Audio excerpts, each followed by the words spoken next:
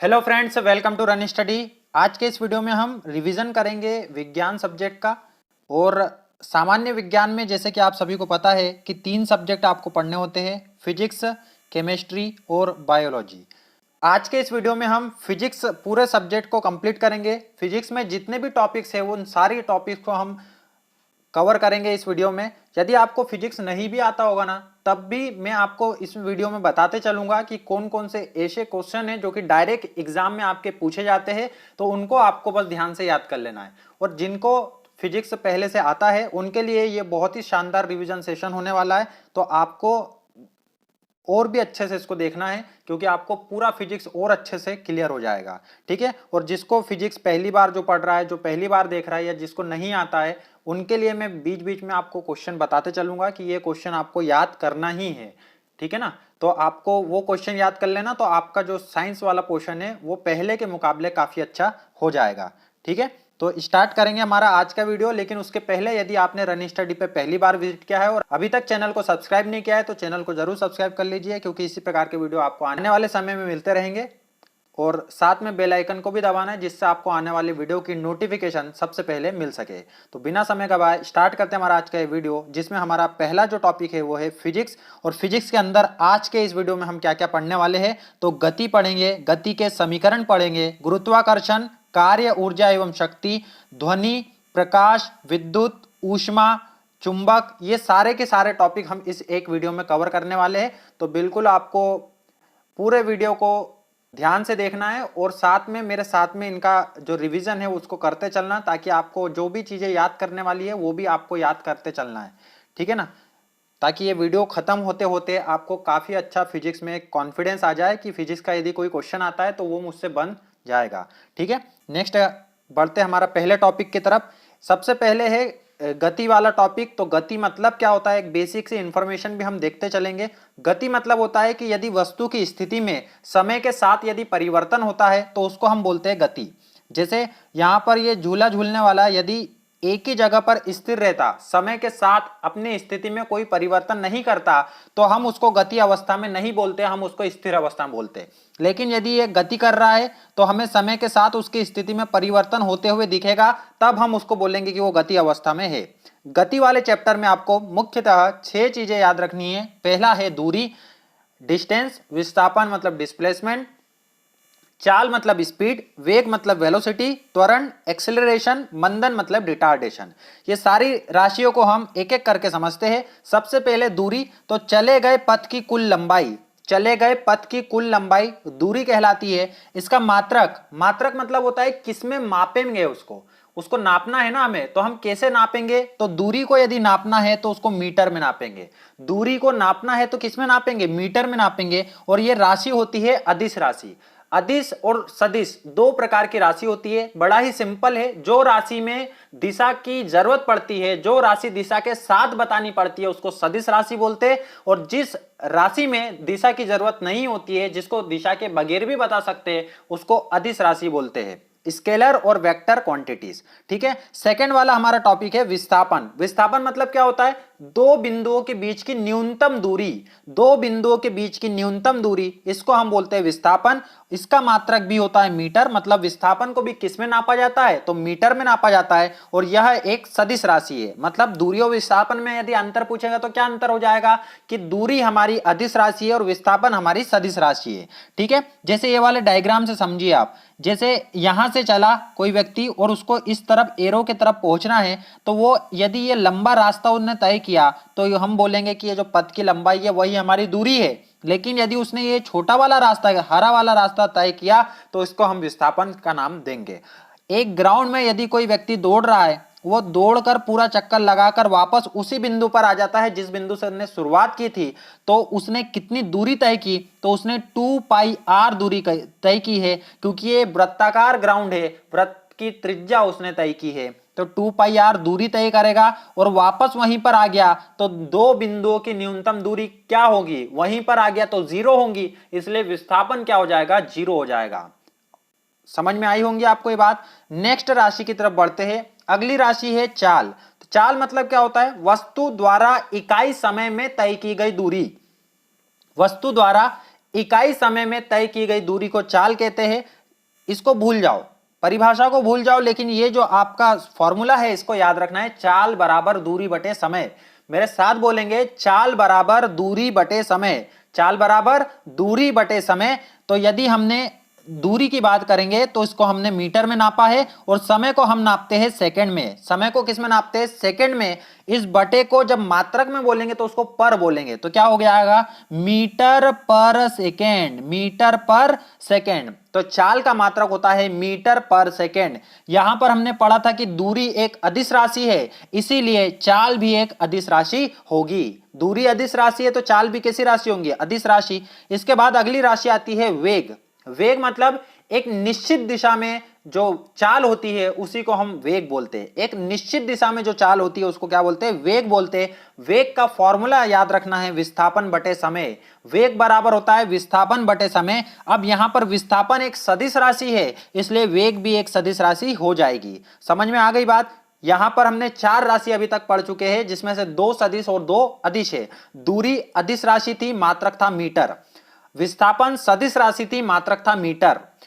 चाल अदिश राशि थी, मात्रक था मीटर पर सेकेंड। दूरी बटे समय इसका सूत्र था। इसके बाद वेग आया। वेग बराबर होता है विस्थापन बटे समय, मीटर पर सेकेंड, और यह भी सदिश राशि थी। ठीक है, अगली राशि की तरफ बढ़ने से पहले आपको औसत वेग पूछा जा सकता है। औसत, किसी भी चीज का औसत कैसे निकालते हैं हम? सबको जोड़कर जितनों को जोड़ा है उससे भाग देते थे। अब यहां पर इस केस में क्या होगा? जब भी औसत वेग निकालना रहेगा आपको, तो प्रारंभिक वेग और अंतिम वेग नाम की 2 चीजें दी रहेंगी। मतलब वह वेग जहां से शुरुआत कर रहे हैं उसको प्रारंभिक वेग बोलेंगे, और जहां पर हमने खत्म किया उसको बोलेंगे अंतिम वेग। तो 2 वेगों के बीच का औसत निकालना है आपको। कैसे निकालोगे? प्रारंभिक प्लस अंतिम बटे 2, क्योंकि 2 ही वेग है, प्रारंभिक प्लस अंतिम बटे 2। उससे हमें क्या मिल जाएगा? औसत मिल जाएगा। लेकिन अब ये सोचो आपकी औसत चाल भी ऐसे ही निकालोगे, तो ऐसा नहीं है। औसत चाल निकालने का फॉर्मूला है कुल दूरी बटे कुल समय। कुल दूरी बटे कुल समय। कुल दूरी बटे कुल समय से आप क्या निकालोगे? औसत चाल निकालोगे। औसत वेग कैसे निकालोगे? प्रारंभिक प्लस अंतिम बटे 2 से निकालेंगे। ठीक है, नेक्स्ट टॉपिक त्वरण है। त्वरण मतलब वेग में परिवर्तन की दर। वेग में परिवर्तन की दर भूल जाओ, कोई दिक्कत नहीं है परिभाषा, लेकिन यह फॉर्मूला याद रखना है। त्वरण बराबर वेग में परिवर्तन बटे समय। त्वरण बराबर वेग में परिवर्तन बटे समय। वेग में परिवर्तन, जब भी में परिवर्तन आएगा तो इसका मतलब अंतिम माइनस प्रारंभिक। में परिवर्तन मतलब अंतिम माइनस प्रारंभिक। वेग में परिवर्तन अंतिम वेग माइनस प्रारंभिक वेग। संवेग में परिवर्तन आ गया, अंतिम संवेग माइनस प्रारंभिक संवेग आ जाएगा। समझ में आ गई बात? मतलब में परिवर्तन का अर्थ क्या होता है? अंतिम माइनस प्रारंभिक। आगे जो लगा हो उसका अंतिम माइनस उसका प्रारंभिक। जैसे वेग में परिवर्तन तो अंतिम वेग माइनस प्रारंभिक वेग। अंतिम वेग को हम v से दर्शाते हैं और प्रारंभिक वेग को u से दर्शाते हैं। अंतिम वेग को किससे दर्शाएंगे? v से। प्रारंभिक वेग को u से दर्शाएंगे, समय को t से दर्शाएंगे। तो a बराबर v माइनस यू बटे टी। a बराबर v माइनस यू बटे टी। इसका जो मात्रक होता है मीटर प्रति सेकंड स्क्वायर होता है। क्या होता है मात्रक? मीटर प्रति सेकंड स्क्वायर होता है मात्रक। जैसे कोई गाड़ी खड़ी है, उसको हमने स्टार्ट किया और एक्सेलरेट किया, मतलब एक्सेलेटर का यूज करा, तो उसको बोलते हैं एक्सेलरेशन। त्वरित किया हमने गाड़ी को, 0 से उसकी गति को क्या कर रहे हैं? हम बढ़ा रहे हैं, तो वो त्वरण हुआ। यदि गाड़ी अच्छी खासी चल रही है और हमने ब्रेक लगाया, तो गाड़ी की गति में हमने क्या करा? परिवर्तन करा, कमी करी, तो इसको हम बोलेंगे मंदन। मतलब त्वरण और मंदन दोनों एक ही प्रकार है, बस उसके जो वेग होता है वो अलग अलग होता है। एक बढ़ाने का काम कर रहा है, एक घटाने का काम कर रहा है। ठीक है, नेक्स्ट हमारा टॉपिक है गति का ग्राफीय प्रदर्शन। इसमें आपको 3 प्रकार के ग्राफ के बारे में याद रखना है। दूरी समय ग्राफ, वेग समय ग्राफ, त्वरण समय ग्राफ। तो दूरी समय जो ग्राफ रहेगा, इसके बारे में पूछा जाता है कि इसका ढलान किसको प्रदर्शित करता है। तो याद रखना, कोई भी ग्राफ हो उसका ढलान निकालने के लिए आपको उन दोनों को भाग देना है। मतलब यहां पर y अक्ष पे जो राशि है उसको बटे x अक्ष की राशि को भाग देना है आपको। तो आपको क्या मिल जाएगा? आपको मिल जाएगा ढलान। जैसे दूरी समय ग्राफ हमने भाग दिया तो दूरी बटे समय मिला। दूरी बटे समय तो हम पहले पढ़ चुके हैं, यह किसके बराबर है, चाल के बराबर होती है। फिर वेग समय ग्राफ आया तो वेग समय ग्राफ पे हमें भाग देके देखा तो वेग बटे समय आया। वेग बटे समय भी हम पढ़ चुके, क्या होता है, त्वरण होता है। फिर हमारा त्वरण समय ग्राफ आया तो हमने भाग देके देखा तो हमें ऐसा कोई भी चीज नहीं मिली कि जो त्वरण बटे समय को दिखाए। तो हमने बोला कि त्वरण समय ग्राफ का ढलान किसी को भी प्रदर्शित नहीं करता है। याद रखना है, दूरी समय ग्राफ मतलब चाल को प्रदर्शित करेगा, वेग समय ग्राफ मतलब त्वरण को प्रदर्शित करेगा, त्वरण समय ग्राफ मतलब किसी को भी प्रदर्शित नहीं करेगा। याद कर लो या फिर याद रख लो कि ढलान को कैसे निकालना है, भाग देके निकालेंगे, दूरी बटे समय करके, वेग बटे समय करके, त्वरण बटे समय करके निकालेंगे। ठीक है ना। तो ये दूसरा वाला ऑप्शन ज्यादा बेटर है आपके लिए कि आपको क्या करना है, याद रख लेना है इसको कि ढलान निकालना है तो भाग देना पड़ेगा। नेक्स्ट हमारा देखना आपने कि गति के जो समीकरण है वो भी आपको याद रखना है। गति के 3 समीकरण होते हैं, गति के 3 समीकरण होते हैं। पहला होता है v बराबर u प्लस एटी, दूसरा होता है s बराबर ut plus half eighty square, तीसरा होता है v स्क्वायर बराबर u स्क्वायर प्लस 2as। 3 समीकरण होते, तीनों अब मेरे पीछे दोहराएंगे आप भी। v बराबर u प्लस एटी, दूसरा होता है s बराबर ut plus half eighty square, और तीसरा होता है v स्क्वायर बराबर u स्क्वायर प्लस 2as। फिर से एक बार, v बराबर u प्लस एटी, s बराबर ut plus half eighty square, v square बराबर u स्क्वायर प्लस 2as। ठीक है। नेक्स्ट हमारा है मात्रक पद्धति। तो ये पहला ही चैप्टर पढ़ रहे हैं अभी हम। इसके अनुसार क्या है, मात्रक पद्धति एक टॉपिक होता है। इसमें क्या होता है कि हम किस किस राशि को कैसे नापेंगे उसके बारे में इसमें चर्चा रहती है। जैसे 4 प्रकार की मात्रक पद्धतियां होती है। पहली है एमकेएस। एमकेएस पद्धति का मात्रक हुआ कि यदि आप लंबाई को मीटर में नाप रहे हैं ना, तो एमकेएस पद्धति का इस्तेमाल तभी होगा जब आप लंबाई को मीटर में यदि नाप लो तो द्रव्यमान को किलोग्राम में नापना और समय को सेकंड में नापना, तब आप बोलोगे कि हमने एमकेएस पद्धति का इस्तेमाल किया है। दूसरी पद्धति है सीजीएस पद्धति। इसका मतलब कि यदि आपने लंबाई को सेंटीमीटर में नापा है तो द्रव्यमान को ग्राम में नापना है और समय को सेकंड में नापना है। तीसरी पद्धति है एफपीएस पद्धति। इसका मतलब यदि आपने लंबाई को फुट में नापा है, द्रव्यमान को पाउंड में नापा है, तो समय को सेकंड में नापना। यहां पर आप पाउंड अभी भी हम इस्तेमाल करते हैं, तो पाउंड हम किस प्रकार से इस्तेमाल कर सकते हैं, जो ब्रिटिश राज था उस दौरान ये पद्धति चलती थी, एफपीएस पद्धति। तो आज भी आप यदि केक लेने जाते हो तो केक जो मिलता है वो पाउंड में मिलता है। ठीक है ना, कितने पाउंड का केक चाहिए आपको बोलते हैं। ठीक है, तो ये पाउंड जो वर्ड आया द्रव्यमान को नापने का, ये कहां से आया है, ये आया है एफपीएस पद्धति से। इसीलिए इसको ब्रिटिश पद्धति के नाम से भी जानते हैं और सीजीएस पद्धति फ्रांसीसी पद्धति के नाम से हम इसको जानते हैं। और लास्ट में कोई लड़ाई झगड़ा ना हो, फ्रांस वाले सीजीएस चला रहे, ब्रिटिश वाले एफपीएस चला रहे, इन सबको मिलाने के लिए, एक करने के लिए अंतरराष्ट्रीय पद्धति एसआई सिस्टम लेके आए। अब कोई झगड़ा नहीं है, कहीं पर भी चले जाओ आप, एसआई सिस्टम का उपयोग पूरे वर्ल्ड में किया जाता है।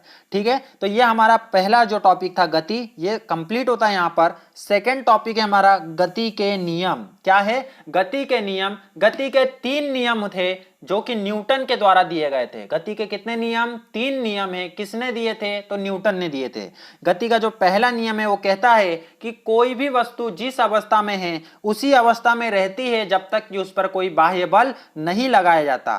क्या बोला था पहला नियम, पहला नियम में कहा गया कि जो भी वस्तु जैसी है उसी अवस्था में रहेगी जब तक कि उस पर कोई बाह्य बल नहीं लगाया जाएगा। जैसे पहली स्थिति है, फुटबॉल रखी हुई है तो फुटबॉल वहीं की वहीं वैसी की वैसी रखी रहेंगी जब तक कि उस पर पैर से कोई बल नहीं लगाए। यदि बल लगाएंगे तो उसकी स्थिति में परिवर्तन हो जाएगा। ये पहला नियम था। इसमें अब कोई वस्तु उसी अवस्था में है, यदि बाह्य बल नहीं लगा रहे तो वो उसी अवस्था में क्यों रहेंगी, तो वो उसी अवस्था में जड़त्व के कारण रहेगी। जैसे पेड़ अपनी जगह से नहीं हिलते क्योंकि उनकी जड़ें रहती है नीचे धसी हुई।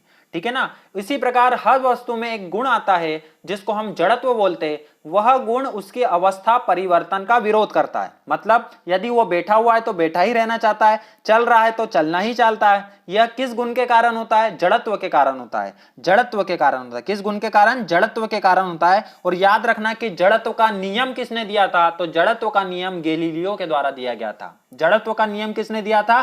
गैलीलियो के द्वारा जड़त्व का नियम दिया गया था। यहां पर आया कि कोई बल ना लगाया जाए। यह पहली बार न्यूटन ने यूज किया था कि कोई बल ना लगाया जाए, तो उसको बल के बारे में समझाना पड़ा कि बल मतलब क्या होता है। बल वह बाह्य कारक है, बाहरी रूप से लगाए जाने वाला कारक है जो किसी वस्तु की स्थिति में परिवर्तन करता है या परिवर्तन करने का प्रयास करता है। या तो परिवर्तन कर देगा या परिवर्तन करने का प्रयास करेगा। तो यह बल दो प्रकार का होता है। एक तो धकेलने वाला बल, ये पहले केस में धका रहा है, और एक होता है खींचने वाला बल, ये दूसरे केस में खींच रहा है। तो बल को दिखाने के लिए आपको दिशा की जरूरत पड़ती है, इसीलिए बल जो होता है वो एक सदिश राशि होती है। बल कैसी राशि होती है? सदिश राशि होती है। इसको न्यूटन ने बताया था, इसीलिए उसका मात्रक न्यूटन है या फिर kilogram metre per second square. इसका फॉर्मूला होता है F is equal to m a. F is equal to m a मतलब ma। F is equal to mass into acceleration. Mass into acceleration, द्रव्यमान गुणा त्वरण। द्रव्यमान गुणा त्वरण करेंगे तो बल मिल जाएगा। और इसका एक सीजीएस पद्धति में मात्रक होता है डाइन। सीजीएस पद्धति में मात्रक क्या होता है? डाइन। और 1 न्यूटन में 10 की घात 5 डाइन होते हैं। 1 न्यूटन में 10 की घात 5 डाइन होते हैं। नेक्स्ट आगे बढ़ते हैं, न्यूटन के गति का दूसरा नियम पढ़ते हैं। न्यूटन के गति का दूसरा नियम कहता है कि संवेग में परिवर्तन की दर लगाए गए बल के समानुपाती होती है। संवेग में परिवर्तन की दर लगाए गए बल के समानुपाती होती है। अब ये संवेग नाम की चीज क्या है? तो संवेग के बारे में याद रखना है, द्रव्यमान और वेग का गुणनफल संवेग कहलाता है। द्रव्यमान और वेग का गुणनफल संवेग कहलाता है। इसको हम P से दर्शाते, P बराबर m इंटू वी। P बराबर m इंटू वी। इसका मात्रक होता है kilogram metre per second. Kilogram metre per second किसका मात्रक है? तो संवेग का मात्रक है kilogram metre per second. Directly कभी कभी मात्रक भी पूछे जाते हैं तो आपको मात्रक भी याद रखना है, फॉर्मूले तो याद रखना ही है। P बराबर mv क्या होगा? सिंपल सा न्यूमेरिकल दे देगा आपको, द्रव्यमान दिया रहेगा, वेग दिया रहेगा, केवल आपको गुणा करना रहेगा। लेकिन उसके लिए आपको पता तो हो कि द्रव्यमान और वेग का गुणा करेंगे तब हमको संवेग मिलेगा। ठीक है ना? तो ऐसे आपको याद रखते चलना है ये चीजें भी। ठीक है, आगे बढ़े।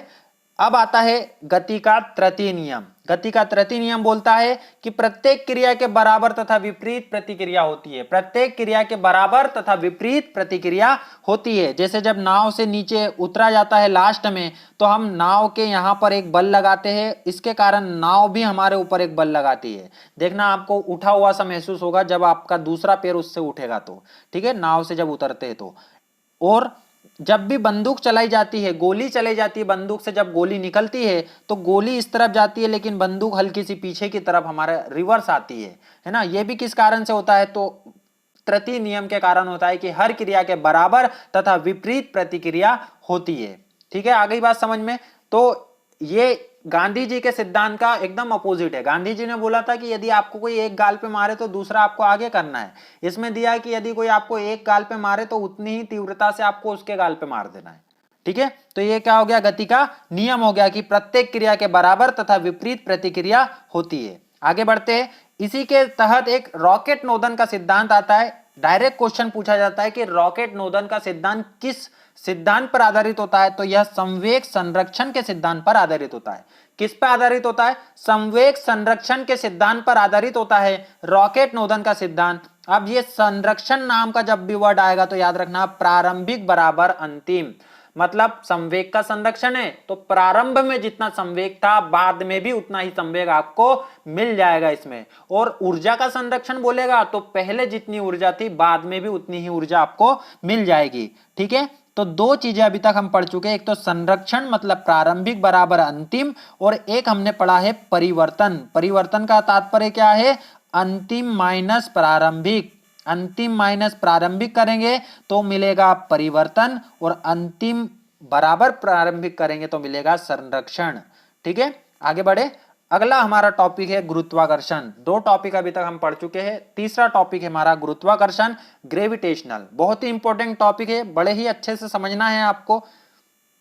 ये जब हम किसी चीज को किसी के चारों तरफ घुमाना चाहते हैं तो हमें एक बल लगाना पड़ता है, बीच से एक बल लगता है जिसको हम अभिकेंद्रीय बल बोलते हैं। अभिकेंद्रीय बल किसी भी वस्तु को वृत्ताकार मार्ग में घुमाने के लिए आवश्यक बल होता है।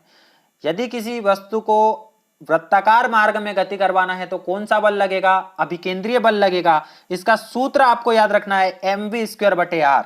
क्या सूत्र होता है? mv²/r। mv²/r। m मतलब द्रव्यमान, v मतलब वेग, r मतलब त्रिज्या। mv²/r। गुरुत्वाकर्षण के कारण ही चारों तरफ पृथ्वी के चारों ओर चंद्रमा की गति होती है। और पृथ्वी भी किस कारण से सूर्य की परिक्रमा कर पाती है? क्योंकि सूर्य बहुत बड़ा है, उसका द्रव्यमान बहुत ज्यादा है, उसका गुरुत्वाकर्षण बहुत ज्यादा है। जब भी किसी चीज का द्रव्यमान ज्यादा होता है तो गुरुत्वाकर्षण उसका बहुत ज्यादा हो जाता है। और यह बल किस प्रकार का है? तो आकर्षी बल है। गुरुत्वाकर्षण बल में आपको याद रखना है कि गुरुत्वाकर्षण बल केवल आकर्षी बल होता है। पृथ्वी हमेशा हर वस्तु को अपनी तरफ आकर्षित करती है। ऐसा थोड़ी ना होता है कि कभी वो बोले कि नहीं आज नहीं करना, मैं तो प्रतिकर्षित करूंगी आज। नहीं, वो कर ही नहीं सकती, क्योंकि गुरुत्वाकर्षण का नेचर, उसका गुण ही होता है कि वो किस प्रकार का बल है, वह एक आकर्षी बल है। ठीक है, तो हम चारों तरफ घूम पा रहे किस बल के कारण? गुरुत्वाकर्षण के कारण। चंद्रमा हमारे चारों तरफ घूम रहा है पृथ्वी के गुरुत्वाकर्षण के कारण। हम सूर्य के चारों तरफ घूम रहे हैं सूर्य के गुरुत्वाकर्षण के कारण। तो समझ में आ गई बात। गुरुत्वाकर्षण बल क्या प्रदान करेगा? mv²/r अभिकेंद्रीय बल प्रदान करेगा। ठीक है, आगे बढ़ेंगे। गुरुत्वाकर्षण का एक सार्वत्रिक नियम दिया था न्यूटन ने। किसने दिया? न्यूटन ने गुरुत्वाकर्षण का सार्वत्रिक नियम दिया। बोला यह नियम पूरे ब्रह्मांड में लागू होता है। पूरे ब्रह्मांड में लागू जो होता है वो नियम क्या है? गुरुत्वाकर्षण का सार्वत्रिक नियम है। अब पृथ्वी के अलावा बाहर कौन चेक करने जाएगा क्या इसको? बोल दिया उसने। तो गुरुत्वाकर्षण का नियम जो है पूरा सार्वत्रिक नियम है। कारण इसका बताया उसने, बहुत ही अच्छा नियम दिया था। हर वस्तु, जैसे हम नॉर्मल जो इंसान है वह क्या करेगा? यदि हमें 2 भारी भारी द्रव्यमान के वस्तुएं दे दी उसने, तो हमें उसका समझ में आएगा कि वो आकर्षित हो रही है एक दूसरे की तरफ। क्या हो रही है? आकर्षित हो रही है एक दूसरे की तरफ। लेकिन कितना बल से आकर्षित होती है ये हम नहीं बता पाएंगे। इसके बताने के लिए न्यूटन ने एक नियम दिया कि आप सभी लोग बता पाओगे। क्या करना है आपको? वो जो द्रव्यमान दिए ना, उन दोनों का गुणनफल कर देना, जितनी दूरी है उसका वर्ग कर देना और बीच में एक नियतांक लगा देना। हमने पूछा भाई नियतांक की वैल्यू क्या रहेंगी? तो उसने बताया कि नियतांक की वैल्यू रहेंगी 6.673 × 10⁻⁻11 न्यूटन मीटर स्क्वायर पर किलोग्राम स्क्वायर। 2 बार बोल देना इसको। G बराबर 6.673 × 10⁻⁻11 न्यूटन मीटर स्क्वायर पर किलोग्राम स्क्वायर। ये कैपिटल G का मान होता है। इसमें मान भी अलग से पूछा जाता है और कभी कभी ये मात्रक पूछ लेता है कि सार्वत्रिक गुरुत्वाकर्षण नियतांक का मात्रक क्या होगा। सार्वत्रिक गुरुत्वाकर्षण नियतांक का मात्रक क्या होगा? न्यूटन मीटर स्क्वायर पर किलोग्राम स्क्वायर होगा। तो ये नियम किसने दिया था? गुरुत्वाकर्षण का सार्वत्रिक नियम यह दिया था न्यूटन ने। ठीक है, बात आ गई होंगी समझ में। अब अगला आता है गुरुत्वीय बल। गुरुत्व मतलब होता है पृथ्वी।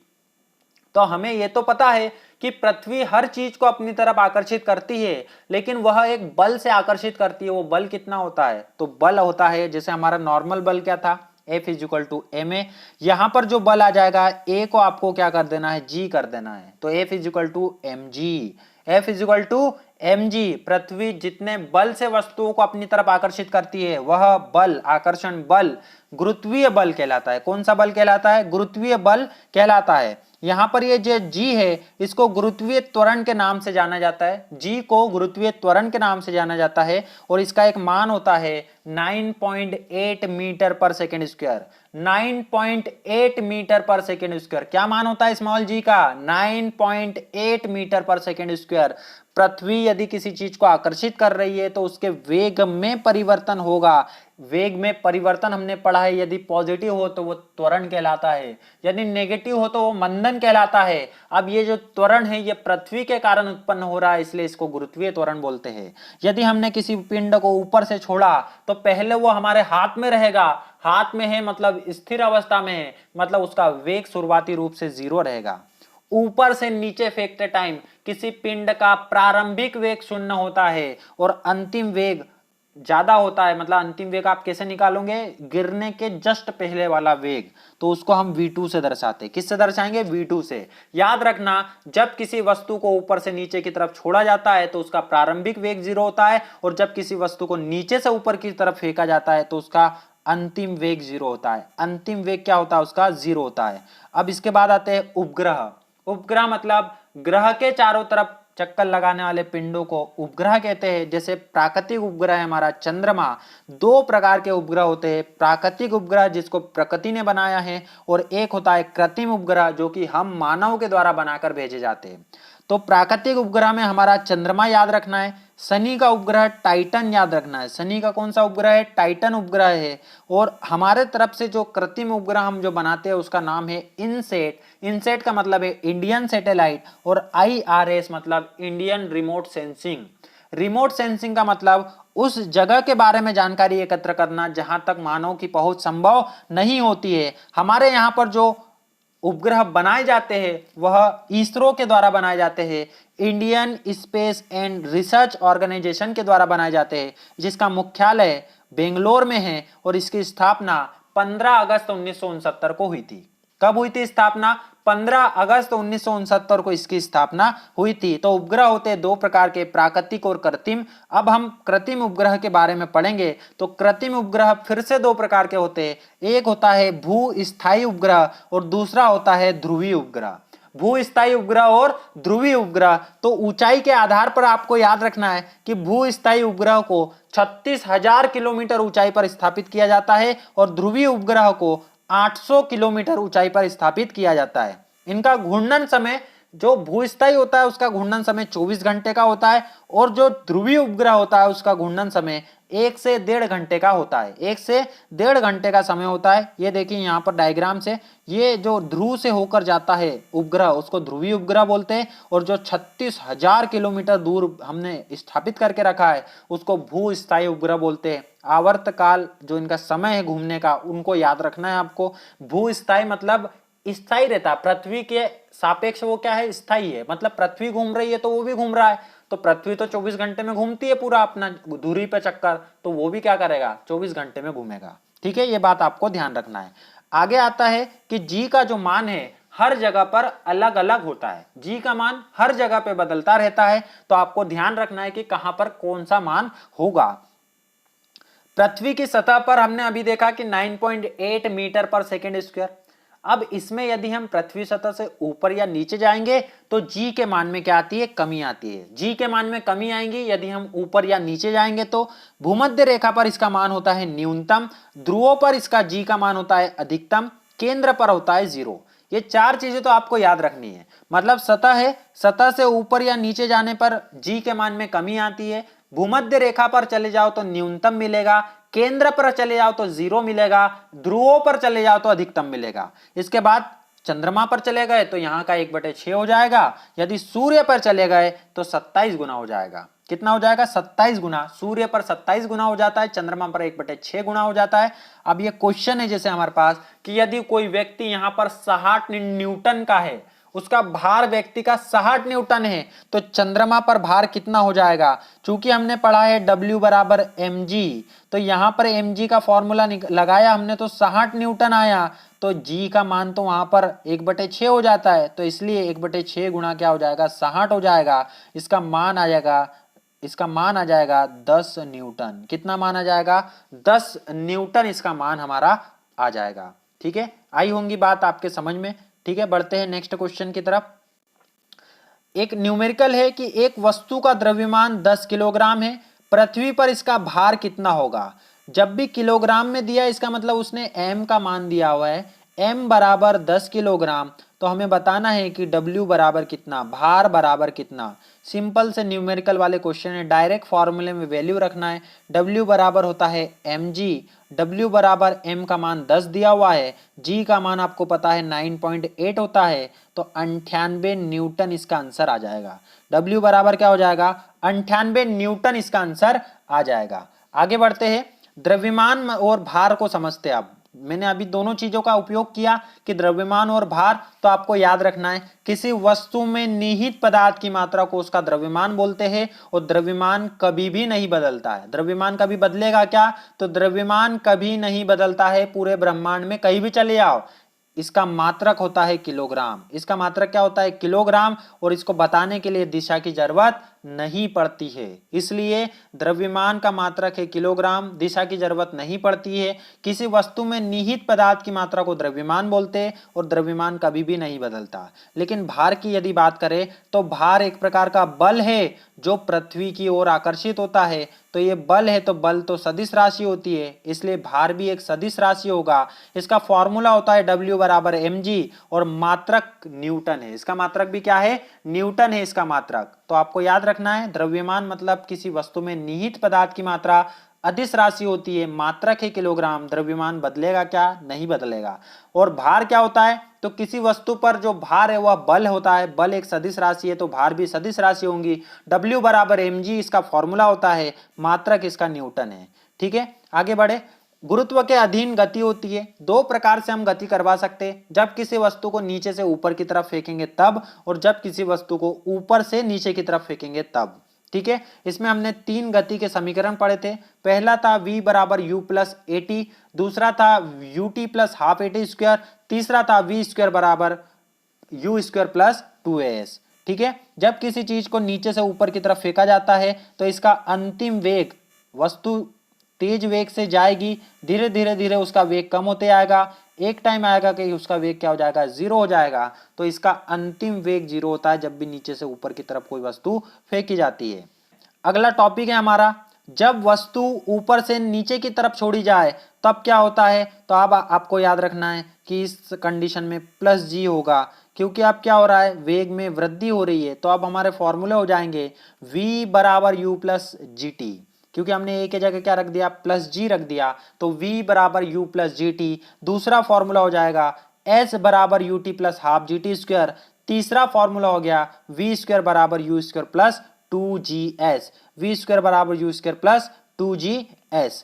ठीक है, आगे बढ़ेंगे, पलायन वेग को पढ़ेंगे।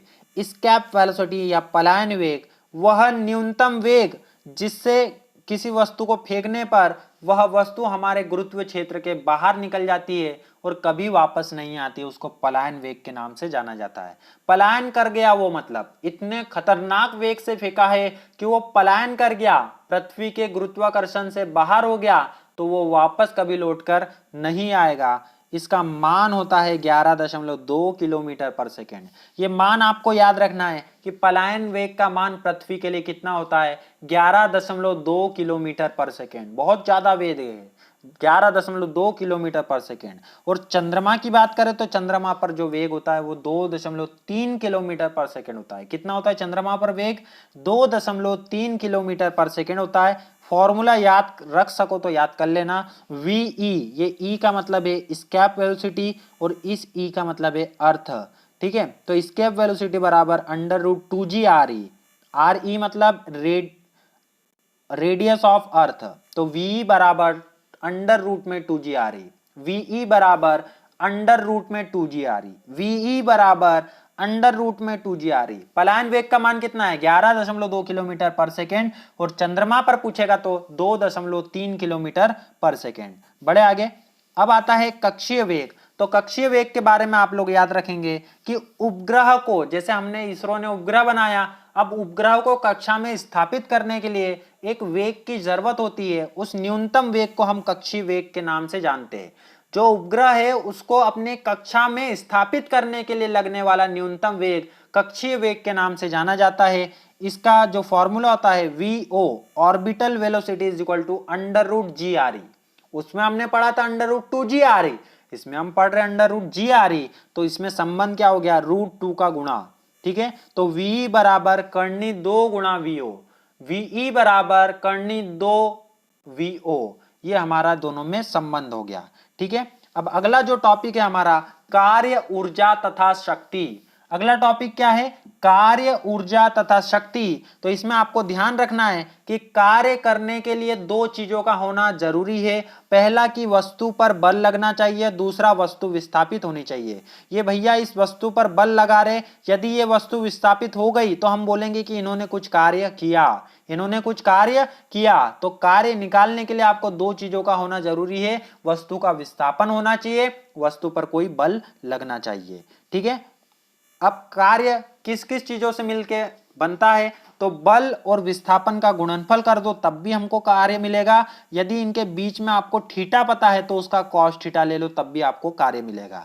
तो बल गुणा विस्थापन बराबर कार्य होता है, बल गुणा विस्थापन बराबर कार्य होता है, या पूरा फॉर्मूला बोले तो W बराबर F S cos theta, F S cos theta, W बराबर एफ एस कॉस थीटा, ये हमारा कार्य का फॉर्मूला होता है। मात्रक याद रखना है, न्यूटन मीटर या जूल, न्यूटन मीटर या जूल इसका मात्रक होता है। ठीक है, तो कार्य, बल भी चाहिए आपको, विस्थापन भी चाहिए, दोनों के बीच का कोण भी चाहिए, तब आप जाके बल निकाल पाओगे। W बराबर F S cos theta, W बराबर एफ एस कॉस थीटा। ये कार्य एक अदिश राशि होती है। कार्य कैसी राशि होती है, अदिश राशि होती है, आपको ध्यान रखना है। आगे बढ़ेंगे, किसी वस्तु पर 5 न्यूटन का बल लग रहा है, मतलब F बराबर 5 न्यूटन दिया गया है, बल की दिशा में वस्तु 2 मीटर विस्थापित हो रही है, मतलब S बराबर 2 मीटर दिया हुआ है, तो कार्य निकालना है। कार्य बराबर होता है F S cos theta, cos theta का मान यहाँ पर 1 मान लेते यदि दिया नहीं है,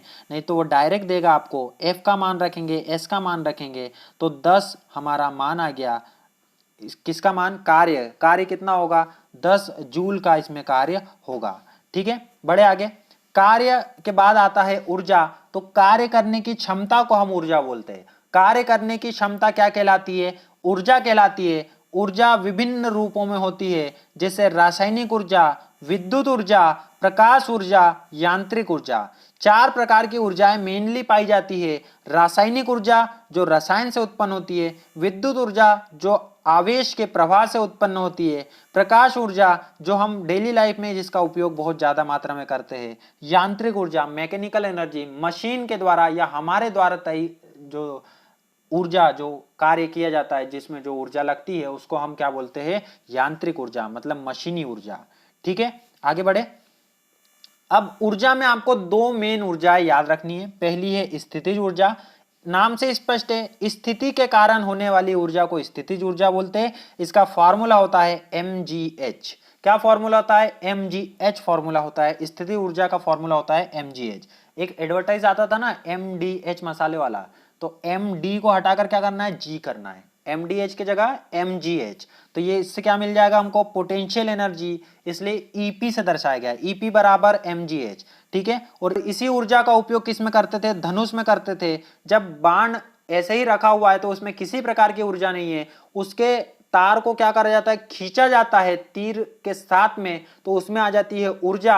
और उसी स्थिति ऊर्जा को जब छोड़ा जाता है तो स्थिति ऊर्जा किस में बदल जाती है, गतिज ऊर्जा में, और तीर एकदम तीव्र गति से निकलते हुए जाता है। ठीक है, तो अगली जो ऊर्जा होती है वो होती है गतिज ऊर्जा। नाम से इसमें भी स्पष्ट है कि गति के कारण जो ऊर्जा होती है उसको गतिज ऊर्जा के नाम से जाना जाता है। के ई बराबर हाफ एम वी स्क्वायर, के ई बराबर हाफ एम वी स्क्वायर गतिज ऊर्जा में परिवर्तन कार्य के बराबर होता है। मतलब 3 तरीके तो पहले ही थे, आपके पास बल होना चाहिए, विस्थापन होना चाहिए, थीटा होना चाहिए, और अब यदि ये 3 चीज नहीं है तो आपको क्या लाना है, गतिज ऊर्जा में परिवर्तन लाना है, तब जाके आपको कार्य मिल जाएगा। गतिज ऊर्जा में परिवर्तन भी क्या होता है, कार्य होता है। समझ में आ गई बात। तो गतिज ऊर्जा मतलब गति के कारण होने वाली ऊर्जा, हाफ एम वी स्क्वायर इसका फॉर्मूला होता है, और गतिज ऊर्जा में परिवर्तन कार्य के बराबर होता है। इसके पहले हम पोटेंशियल एनर्जी पढ़े हैं, तो पीई बराबर क्या होता है, mgh। ठीक है, आगे बढ़ते हैं। यदि इन दोनों ऊर्जाओं को जोड़ दिया जाता है तो यह यांत्रिक ऊर्जा के बराबर होता है। यदि हम स्थितिज ऊर्जा और गतिज ऊर्जा दोनों को जोड़ दे तब जाके क्या बनती है, यांत्रिक ऊर्जा बनती है। और एक चीज याद रखना कि ऊंचाई से गिरते हुए पिंड की यांत्रिक ऊर्जा संरक्षित होती है। ऊंचाई से गिरते हुए पिंड की कुल यांत्रिक ऊर्जा क्या होती है, संरक्षित होती है। यह आपको ध्यान रखना है कि ऊंचाई से गिरते हुए पिंड की कौन सी ऊर्जा संरक्षित होती है, यांत्रिक यांत्रिक ऊर्जा संरक्षित होती है। ये डायग्राम की मदद से समझेंगे। ये पहले हम यदि इस कील को आपको ठोकना है हैमर की सहायता से, हथौड़ी की सहायता से, आप कैसे करोगे? हथौड़ी को ऊपर ले जाओगे, ऊपर लेगा मतलब उसकी स्थिति में परिवर्तन किया, तो यहाँ पर उसमें ऊर्जा आ गई है स्थिति ऊर्जा, और फिर उसके बाद उसको वापस लाएंगे तो वो गति से आएगी, तो उसको हो जाएगी गतिज ऊर्जा। मतलब स्थिति ऊर्जा किस में बदल गई? गतिज ऊर्जा में। और सारी की सारी ऊर्जा किस पे पड़ती है? इस कील पे पड़ती है। तो इन दोनों को जोड़कर ये कील अंदर धसी, मतलब मैकेनिकल एनर्जी। तो गतिज ऊर्जा और स्थिति ऊर्जा का योग यांत्रिक ऊर्जा के बराबर होता है। ऊंचाई से गिरते हुए पिंड की कुल यांत्रिक ऊर्जा क्या होती है? संरक्षित होती है। ठीक है, आगे बढ़ते हैं। अब हम आगे हमारा टॉपिक है शक्ति, पावर। कार्य करने की दर को हम क्या बोलते हैं? शक्ति बोलते हैं। कार्य करने की दर क्या कहलाती है? शक्ति कहलाती है। शक्ति बराबर होता है कार्य बटे समय। शक्ति बराबर क्या होता है? कार्य बटे समय होता है। इसका मात्रक होता है जूल पर सेकंड या वाट। जूल पर सेकंड या वाट।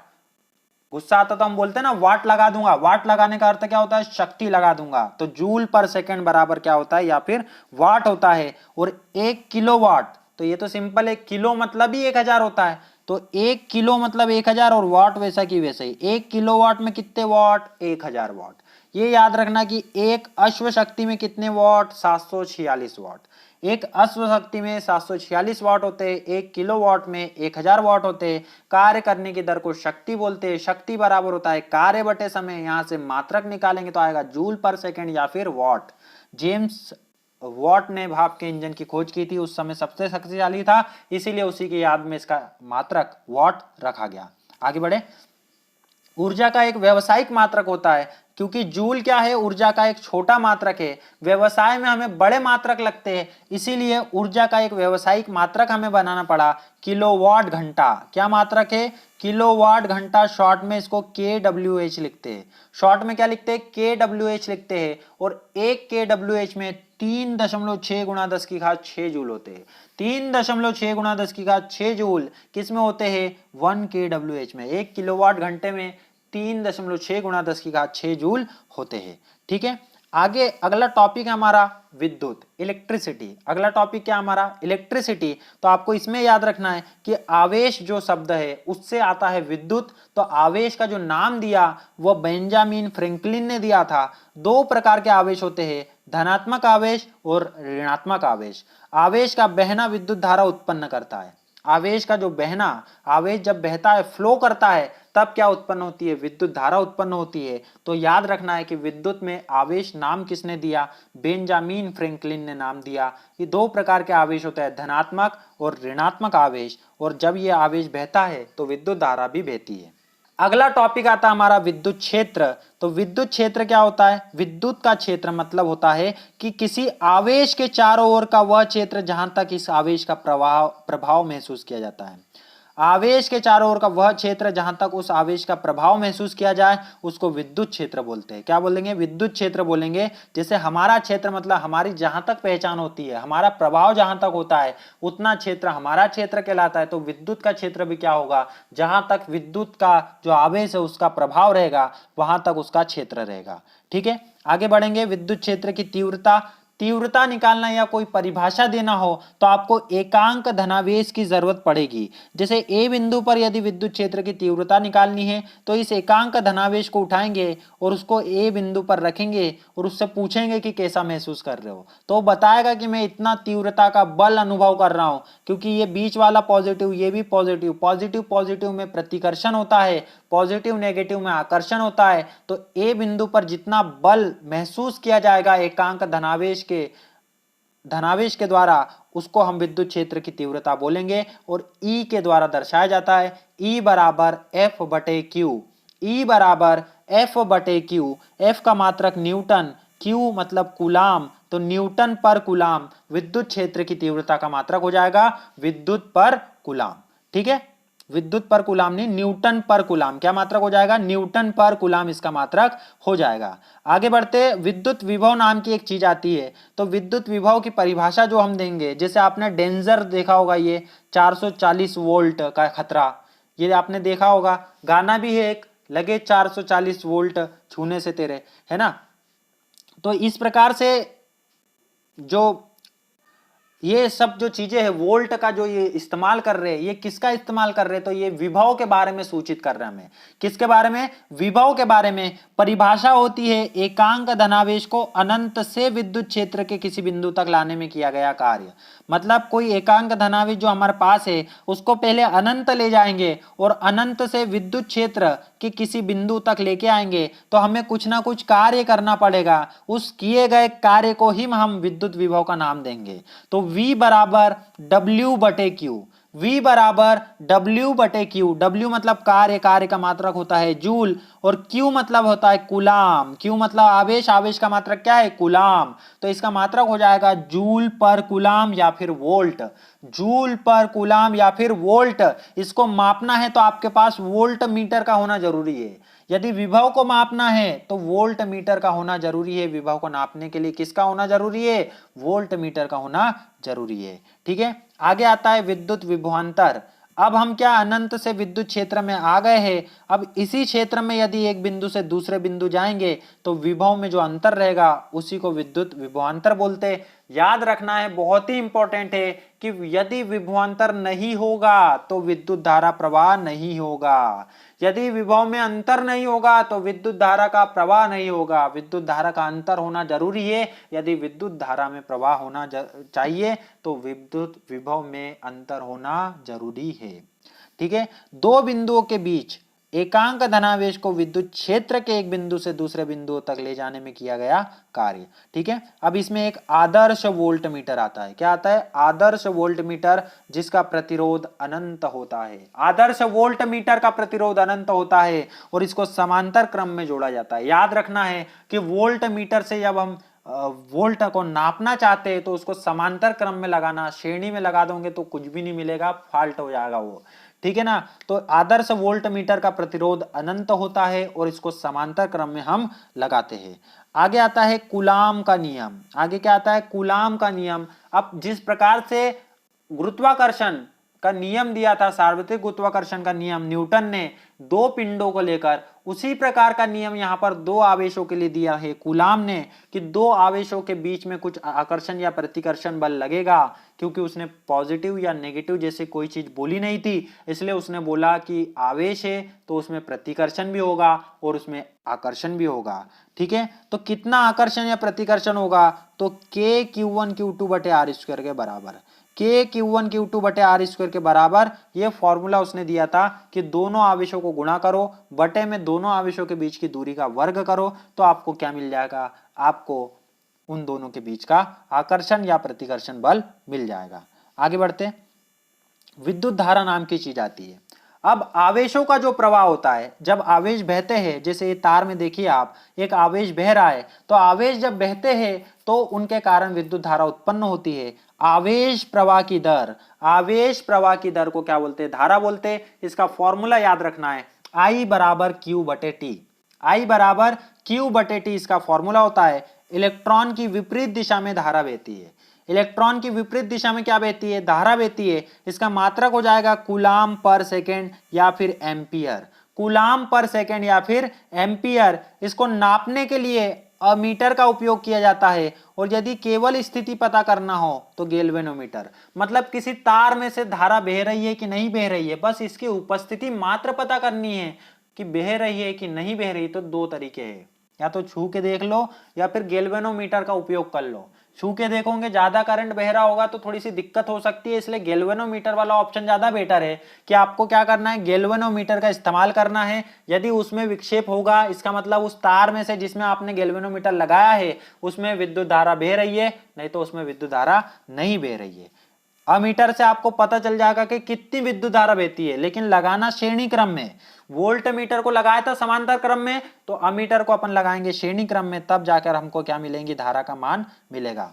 ठीक है, अब इसमें एक आदर्श अमीटर होता है, उसका प्रतिरोध कितना होता है? 0 होता है। इसको श्रेणी क्रम में लगाया जाता है। एक कूलाम आवेश में 6 गुणा 10 की घात 18 इलेक्ट्रॉन होते हैं। कितने इलेक्ट्रॉन होते हैं? 6 गुणा 10 की घात 18 इलेक्ट्रॉन होते हैं एक कूलाम आवेश में। ये भी आपको याद रखना है कि एक कूलाम आवेश में 6 गुणा 10 की घात 18 इलेक्ट्रॉन होते हैं। और एक आदर्श अमीटर का प्रतिरोध क्या होता है? 0 होता है। इसको श्रेणी क्रम में लगाया जाता है। अब आपको आदर्श अमीटर और आदर्श वोल्ट मीटर में कंफ्यूजन हो जाएगा कि कौन अनंत है और कौन शून्य है। तो आपको याद रखना है कि 3 अ साथ में नहीं आते, 3 अ साथ में नहीं आएंगे, आदर्श वोल्ट मीटर और आदर्श अमीटर। तो देखो इसमें एक अ दूसरा अ आ गया, तो अब यदि यहाँ पर अनंत लिख दूंगा तो 3 अ आ जाएंगे, तो इसलिए मैं क्या लिखूंगा शून्य, क्योंकि एक ही बार में 2 अ ही आएंगे। आदर्श वोल्ट मीटर अभी तो एक ही अ आया है, इसलिए दूसरा अ आपको कहां से मिलेगा, अनंत से मिलेगा। ठीक है, तो आदर्श अमीटर का प्रतिरोध शून्य होता है और आदर्श वोल्ट मीटर का प्रतिरोध अनंत होता है। ठीक है, आगे बढ़े। धारा प्रवाह के आधार पर जो पदार्थ है वो 3 प्रकार के हमको मिलते हैं। पहला चालक, दूसरा कुचालक, तीसरा अर्धचालक। चालक पदार्थ जिसमें से विद्युत आवेश का प्रवाह सरलता से हो जाता है उसको चालक बोलते हैं। चांदी सबसे अच्छा चालक है, दूसरे स्थान पर तांबा आता है। सभी धातुएं चालक होती है, तो ताप बढ़ाने से इनकी चालकता कम हो जाती है। ताप बढ़ाने से चालकता कम होती है धातुओं की चालकता ताप बढ़ाने से कम होती है, ताप बढ़ाने से कम होती है। किसकी चालकता, धातुओं की। सबसे अच्छा चालक कौन है, चांदी है। दूसरे नंबर पे कौन आता है, तांबा आता है, इसीलिए तांबे के तार भी चलाए जाते हैं। चांदी के तार अगर लगा देते चोरी हो जाएंगे, इसलिए लगाते ही नहीं। ठीक है, दूसरा आता है कुचालक, तो आवेश का प्रवाह नहीं होता उसको बोलते हैं कुचालक। इसमें लकड़ी, रबड़, कागज ये सब चीजें आती है। अधातु, मेनली इसमें अधातु होती है और ताप का कोई भी प्रभाव नहीं होता, ताप का कोई प्रभाव नहीं होता है इस पर। कुचालक पदार्थ पे ताप का कोई भी प्रभाव नहीं होता। तीसरा पदार्थ सबसे इंपॉर्टेंट है, अर्धचालक पदार्थ, जिनकी चालकता चालक और कुचालक के बीच में होती है, चालक और कुचालक के बीच में होती है। मतलब यदि ये ठंडे हैं तो ये कुचालक होंगे, थोड़ा सा गर्म कर दिया तो ये सुचालक बन जाएंगे, अपने में से आवेश को प्रवाहित करेंगे, धारा को। तो उप धातुओं के बने होते, ताप बढ़ाने से चालकता बढ़ती है। सिलिकॉन, जर्मेनियम, आर्सेनिक इनके ये बने होते हैं, अर्धचालक कहलाते हैं। और आज जो इलेक्ट्रॉनिक्स इंडस्ट्री है वो पूरी अर्धचालक पे ही वर्क करती है। ताप बढ़ाने से इनकी चालकता क्या होती है, बढ़ती है। तो तीनों याद रखना है, चालक कैसे होते हैं, धातु होती है। कुचालक कैसे होता है, अधातु होती है। अर्धचालक कैसे, उप धातुएं होती है। ठीक है, इस प्रकार से धातु, अधातु, उपधातु को हम क्या करेंगे, पीरियोडिक टेबल वाला जो आपका वीडियो आएगा इस लेक्चर सीरीज में, सेकंड वाला वीडियो, फास्ट रिवीजन सीरीज का जो दूसरा वीडियो आएगा उसमें आपको मिलेगा पीरियोडिक टेबल पढ़ने को। ठीक है, तो उसमें भी आपको जरूर जुड़ना है। यदि इस वीडियो से आपको समझ में आ रहा है तो वीडियो को लाइक जरूर करें, अपने दोस्तों के साथ इसको जरूर शेयर करें। ठीक है ना, तो बढ़ते अब आगे बढ़ेंगे, ओम का नियम पढ़ेंगे। ओम एक साइंटिस्ट था, इसने एक नियम दिया कि चालक के सिरों पर विभवांतर उत्पन्न करने से जो उसमें धारा बहती है वो विभवांतर के समानुपाती होती है। मतलब एक चालक लिया, इस चालक के दोनों सिरों पर क्या लगा दी, बैटरी लगा दी। तो उसने बोला कि ये जितनी बैटरी लगाई है ना उतनी ही धारा प्रवाहित होंगी। V समानुपाती I, जितना V को बढ़ाएंगे उतना I बढ़ेगा, या I जितना बढ़ेगा उतना V बढ़ेगा। ठीक है, तो V समानुपाती I, समानुपाती का चिन्ह हटाकर नियतांक लगाएंगे R, तो V बराबर RI, V बराबर RI, V बराबर RI, व्री से याद रखना, V बराबर RI, V बराबर RI, V बराबर RI। ये किसका नियम है, ओम का नियम है। अब यहां पर ये R जो है ये नई चीज आ गई। R क्या है, तो R एक प्रतिरोध होता है। R क्या होता है, प्रतिरोध होता है जो धारा के मार्ग में रुकावट उत्पन्न करता है। देखो वोल्ट क्या करेगा, धारा को बहने में मदद करता है, लेकिन ये बैठा हुआ है ऊपर प्रतिरोध, तो ये क्या करता है, धारा के मार्ग में रुकावट उत्पन्न कर रहा है। तो ये हो गया हमारा प्रतिरोध जो धारा के मार्ग में रुकावट उत्पन्न करता है। ये डायग्राम आपको याद रखना है। ठीक है ना, तो आप कभी भी प्रतिरोध को नहीं भूलोगे। इसका मात्रक होता है ओम। चूंकि ओम का नियम है, ओम के नियम से प्रतिरोध पता चला, इसीलिए उसने इसका मात्रक क्या रख दिया, ओम रख दिया। रियल लाइफ में आपको इस प्रकार के प्रतिरोध देखने को मिलेंगे जिसपे 4 प्रकार के बैंड सामान्य रूप से पाए जाते हैं। ठीक है, आर बराबर फॉर्मूला है रो एल बटे ए, रो एल बटे ए। ये जो पी जैसा दिख रहा है ये क्या है, रो है, ये क्या है, रो है। तो रो एल बटे ए, रो एल बटे ए, यहां पर रो को विशिष्ट प्रतिरोध बोलते हैं। रो को क्या बोलेंगे, विशिष्ट प्रतिरोध बोलेंगे। आर ए बटे एल, इसका मात्रक होता है ओम मीटर, ओम मीटर। क्योंकि रो निकालना है तो सबको ट्रांसफर कर दो, आर के साथ ए चले जाएगा, बटे में एल हो जाएगा, आर ए बटे एल। तो प्रतिरोधकता का मात्रक क्या हो गया, ओम मीटर। प्रतिरोध का मात्रक हो गया ओम, प्रतिरोधकता का मात्रक हो गया ओम मीटर, और प्रतिरोध क्या होता है, तो धारा के मार्ग में रुकावट उत्पन्न करता है। ठीक है, आगे बढ़ते, प्रतिरोधों का संयोजन। प्रतिरोधों का क्या करते हैं, संयोजन करते हैं, क्योंकि यदि हमें किसी ज्यादा प्रतिरोध की जरूरत है तो उतना बड़ा प्रतिरोध बनाने के बजाय हम क्या करेंगे, छोटे छोटे प्रतिरोधों को श्रेणी क्रम में जोड़ देंगे, तो इससे हमारा प्रतिरोध जुड़ जाता है। हाथ पकड़ के, एक दूसरे के हाथ पकड़ा के लाइन से खड़ा करवा देंगे तो क्या हो जाएगा, श्रेणी क्रम हो जाएगा। और सबके एक हाथ बांध देंगे, दूसरे हाथ बांध देंगे तो उसको क्या बोलेंगे, समांतर क्रम बोलेंगे। समांतर क्रम में प्रतिरोध कम हो जाता है, श्रेणी क्रम में प्रतिरोध बढ़ जाता है। फॉर्मूला याद रखेंगे, श्रेणी क्रम का फॉर्मूला R बराबर R1 plus R2 plus R3, R बराबर R1 plus R2 plus R3। समांतर क्रम का फॉर्मूला 1/R बराबर 1/R1 plus 1/R2 plus 1/R3, 1/R बराबर 1/R1 plus 1/R2 plus 1/R3। यदि आपको इसको बड़े आराम से समझना है पूरे टॉपिक को, तो आप फिजिक्स लेक्चर सीरीज को देख सकते हैं। 7 वीडियो अभी तक आए हैं, उसमें आराम से एकदम समझाया गया है, उसको जरूर आप देख के जाएंगे। ठीक है, तो R बराबर R1 plus R2 plus R3, और समांतर क्रम में 1/R बराबर 1/R1 plus 1/R2 plus 1/R3। अब यहां तक आप आ चुके हो। अभी तक अपन जो पिछले जो वीडियो आप देखते हुए आए हैं, इसमें बल का मात्रक आप मुझे कमेंट करेंगे। अभी कमेंट करो, वीडियो को रोको और बल का मात्रक कमेंट करो नीचे। ठीक है, मात्रक क्या होता है, बल का मात्रक। ठीक है ना, आगे बढ़े। अब आता है फ्यूज। तो फ्यूज के बारे में आपको याद रखना है, फ्यूज जो होता है वह श्रेणी क्रम में जोड़ा जाता है। मीटर में से 2 वायर आते हैं, एक न्यूट्रल वाला आता है काला वाला, और एक आता है लाल वाला। लाल वाले को लाइन वायर बोलते हैं, ल से लाइन, ल से लाल, ल से लाइन, लाइन वायर बोलते हैं। लाइन वायर लाल वाले को बोलते हैं। इसमें हम जोड़ते हैं फ्यूज को श्रेणी क्रम में। कैसे क्रम में, श्रेणी क्रम में। अब फ्यूज क्या होता है, तो उच्च प्रतिरोध निम्न गलनांक का बना होता है। फ्यूज किसका बनता है, उच्च प्रतिरोध एवं निम्न गलनांक का बनता है। ये जैसे ये भैया है, तो ये क्या करेंगे, टीन को देखेंगे, शीशे को देखेंगे। किसको देखेंगे, टीन और शीशा। ऊपर होते हैं ना टीन, और इधर साइड में क्या है, शीशा। टीन और शीशे को देख रहे, ज्यादा देख रहे टीन की तरफ, ज्यादा किधर देख रहे, टीन की तरफ, तो हम इसको क्या बोलेंगे कि भैया ये फ्यूज हो गया है। ये आदमी जो है ये क्या हो गया, फ्यूज हो गया, क्योंकि टीन की तरफ देखे जा रहा है, फिर देखता है अपने आप को शीशे में, तो ये क्या हो गया, फ्यूज हो गया। ज्यादा देख रहा है टीन की तरफ, तो 63% हम टीन का इस्तेमाल करते, और 37% हम शीशे का इस्तेमाल करते। शीशे को बोलते लेड, इसका परमाणु क्रमांक 82 होता है, और टीन को बोलते SN, इसका परमाणु क्रमांक 50 होता है। ठीक है, सोल्डर धातु भी इसी की बनाई जाती है। सोल्डर धातु टीन और शीशे की बनाई जाती है। ये आपने देखा होगा कटआउट, इसके बीच में एक वायर होता है, उसको फ्यूज वायर के नाम से जाना जाता है। फ्यूज वायर की खासियत होती है कि इसका प्रतिरोध उच्च होता है और इसका गलनांक निम्न होता है। बात आ गई समझ में। तो ये हमारा ये वाला टॉपिक विद्युत वाला भी समाप्त होता है। बढ़ते हम हमारे अगले टॉपिक की तरफ, की हमारा ध्वनि। तो चलिए ध्वनि को स्टार्ट करते हैं। तो ध्वनि की शुरुआत होती है दोस्तों, जब कोई पिंड एक निश्चित अंतराल में एक ही निश्चित पथ पर बार बार गति को दोहराता है, तो उसकी गति को आवर्त गति बोलते हैं। और ध्वनि में सबसे मेन जो टॉपिक आता है वो हमारा आवर्त गति ही आता है। कि आवर्त गति में क्या होता है, बार बार अपनी गति में जब भी परिवर्तन होता है तो उस गति को हम क्या बोलते हैं, आवर्त गति बोलते हैं। जैसे कोई भी ग्रह सूर्य के चारों तरफ जब परिक्रमा करता है तो उसकी गति आवर्त गति कहलाती है। पेंडुलम की गति को आवर्त गति बोलेंगे। ठीक है, तो इस गति की मदद से हम क्या करते हैं, इससे संबंधित कुछ पदों को परिभाषित करने की कोशिश करते हैं। जैसे आयाम क्या होता है, तो इसको आप समझने के लिए ये जो झूला झूलने वाली छोटी सी लड़की है, इससे एग्जाम्पल लेकर हम इसको समझ सकते हैं।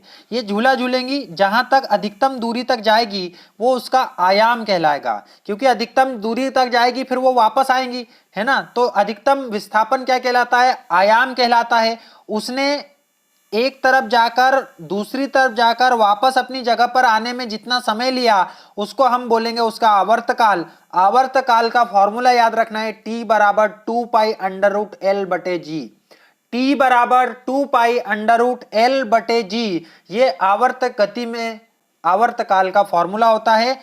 T बराबर 2 पाई अंडर रूट L बटे जी। तीसरा जो टर्म आता है वो आता है तरंग धैर्य। और तरंग धैर्य में याद रखना है कि एक आवर्त काल में तरंग द्वारा तय की गई दूरी, एक आवर्तकाल मतलब उसको यहाँ एक तरफ जाने, वापस आने, फिर वापस अपनी जगह पर आने में जितना समय लगा उसमें तरंग ने कितनी दूरी तय की उसको हम तरंग धैर्य से दर्शाते। और मात्रक होता है इसका लैम्डा, उल्टा वाय बना देना, उसको क्या बोलेंगे, लैम्डा बोलेंगे।